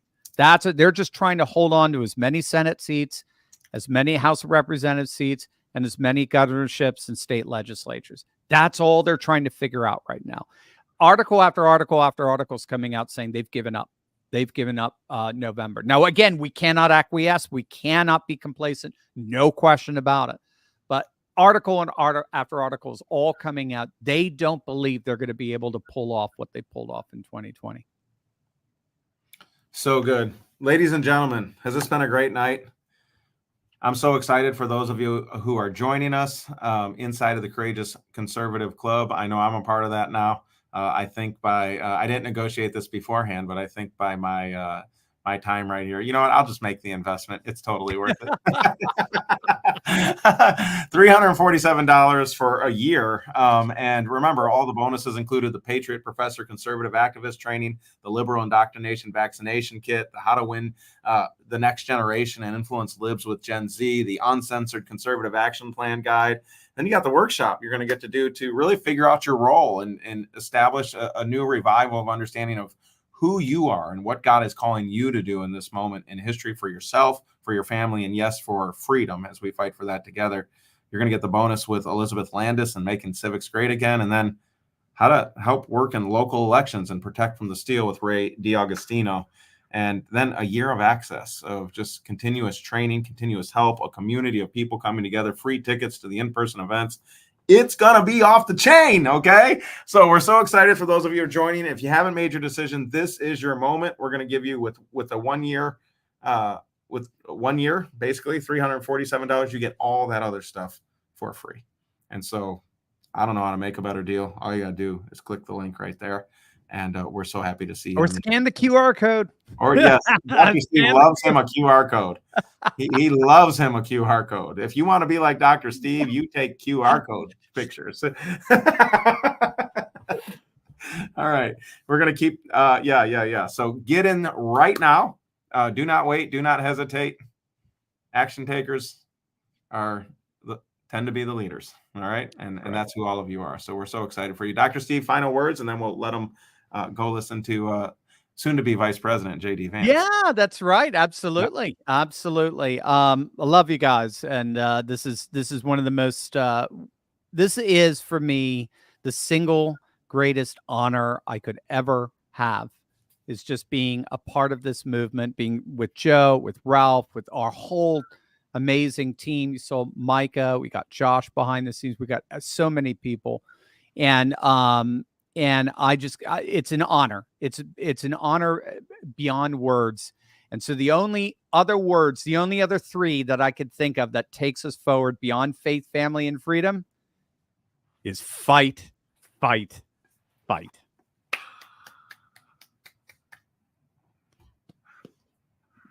Amen and amen. Thank you, Joe. Thanks for all your help tonight. Thanks, guys. Bye. God bless.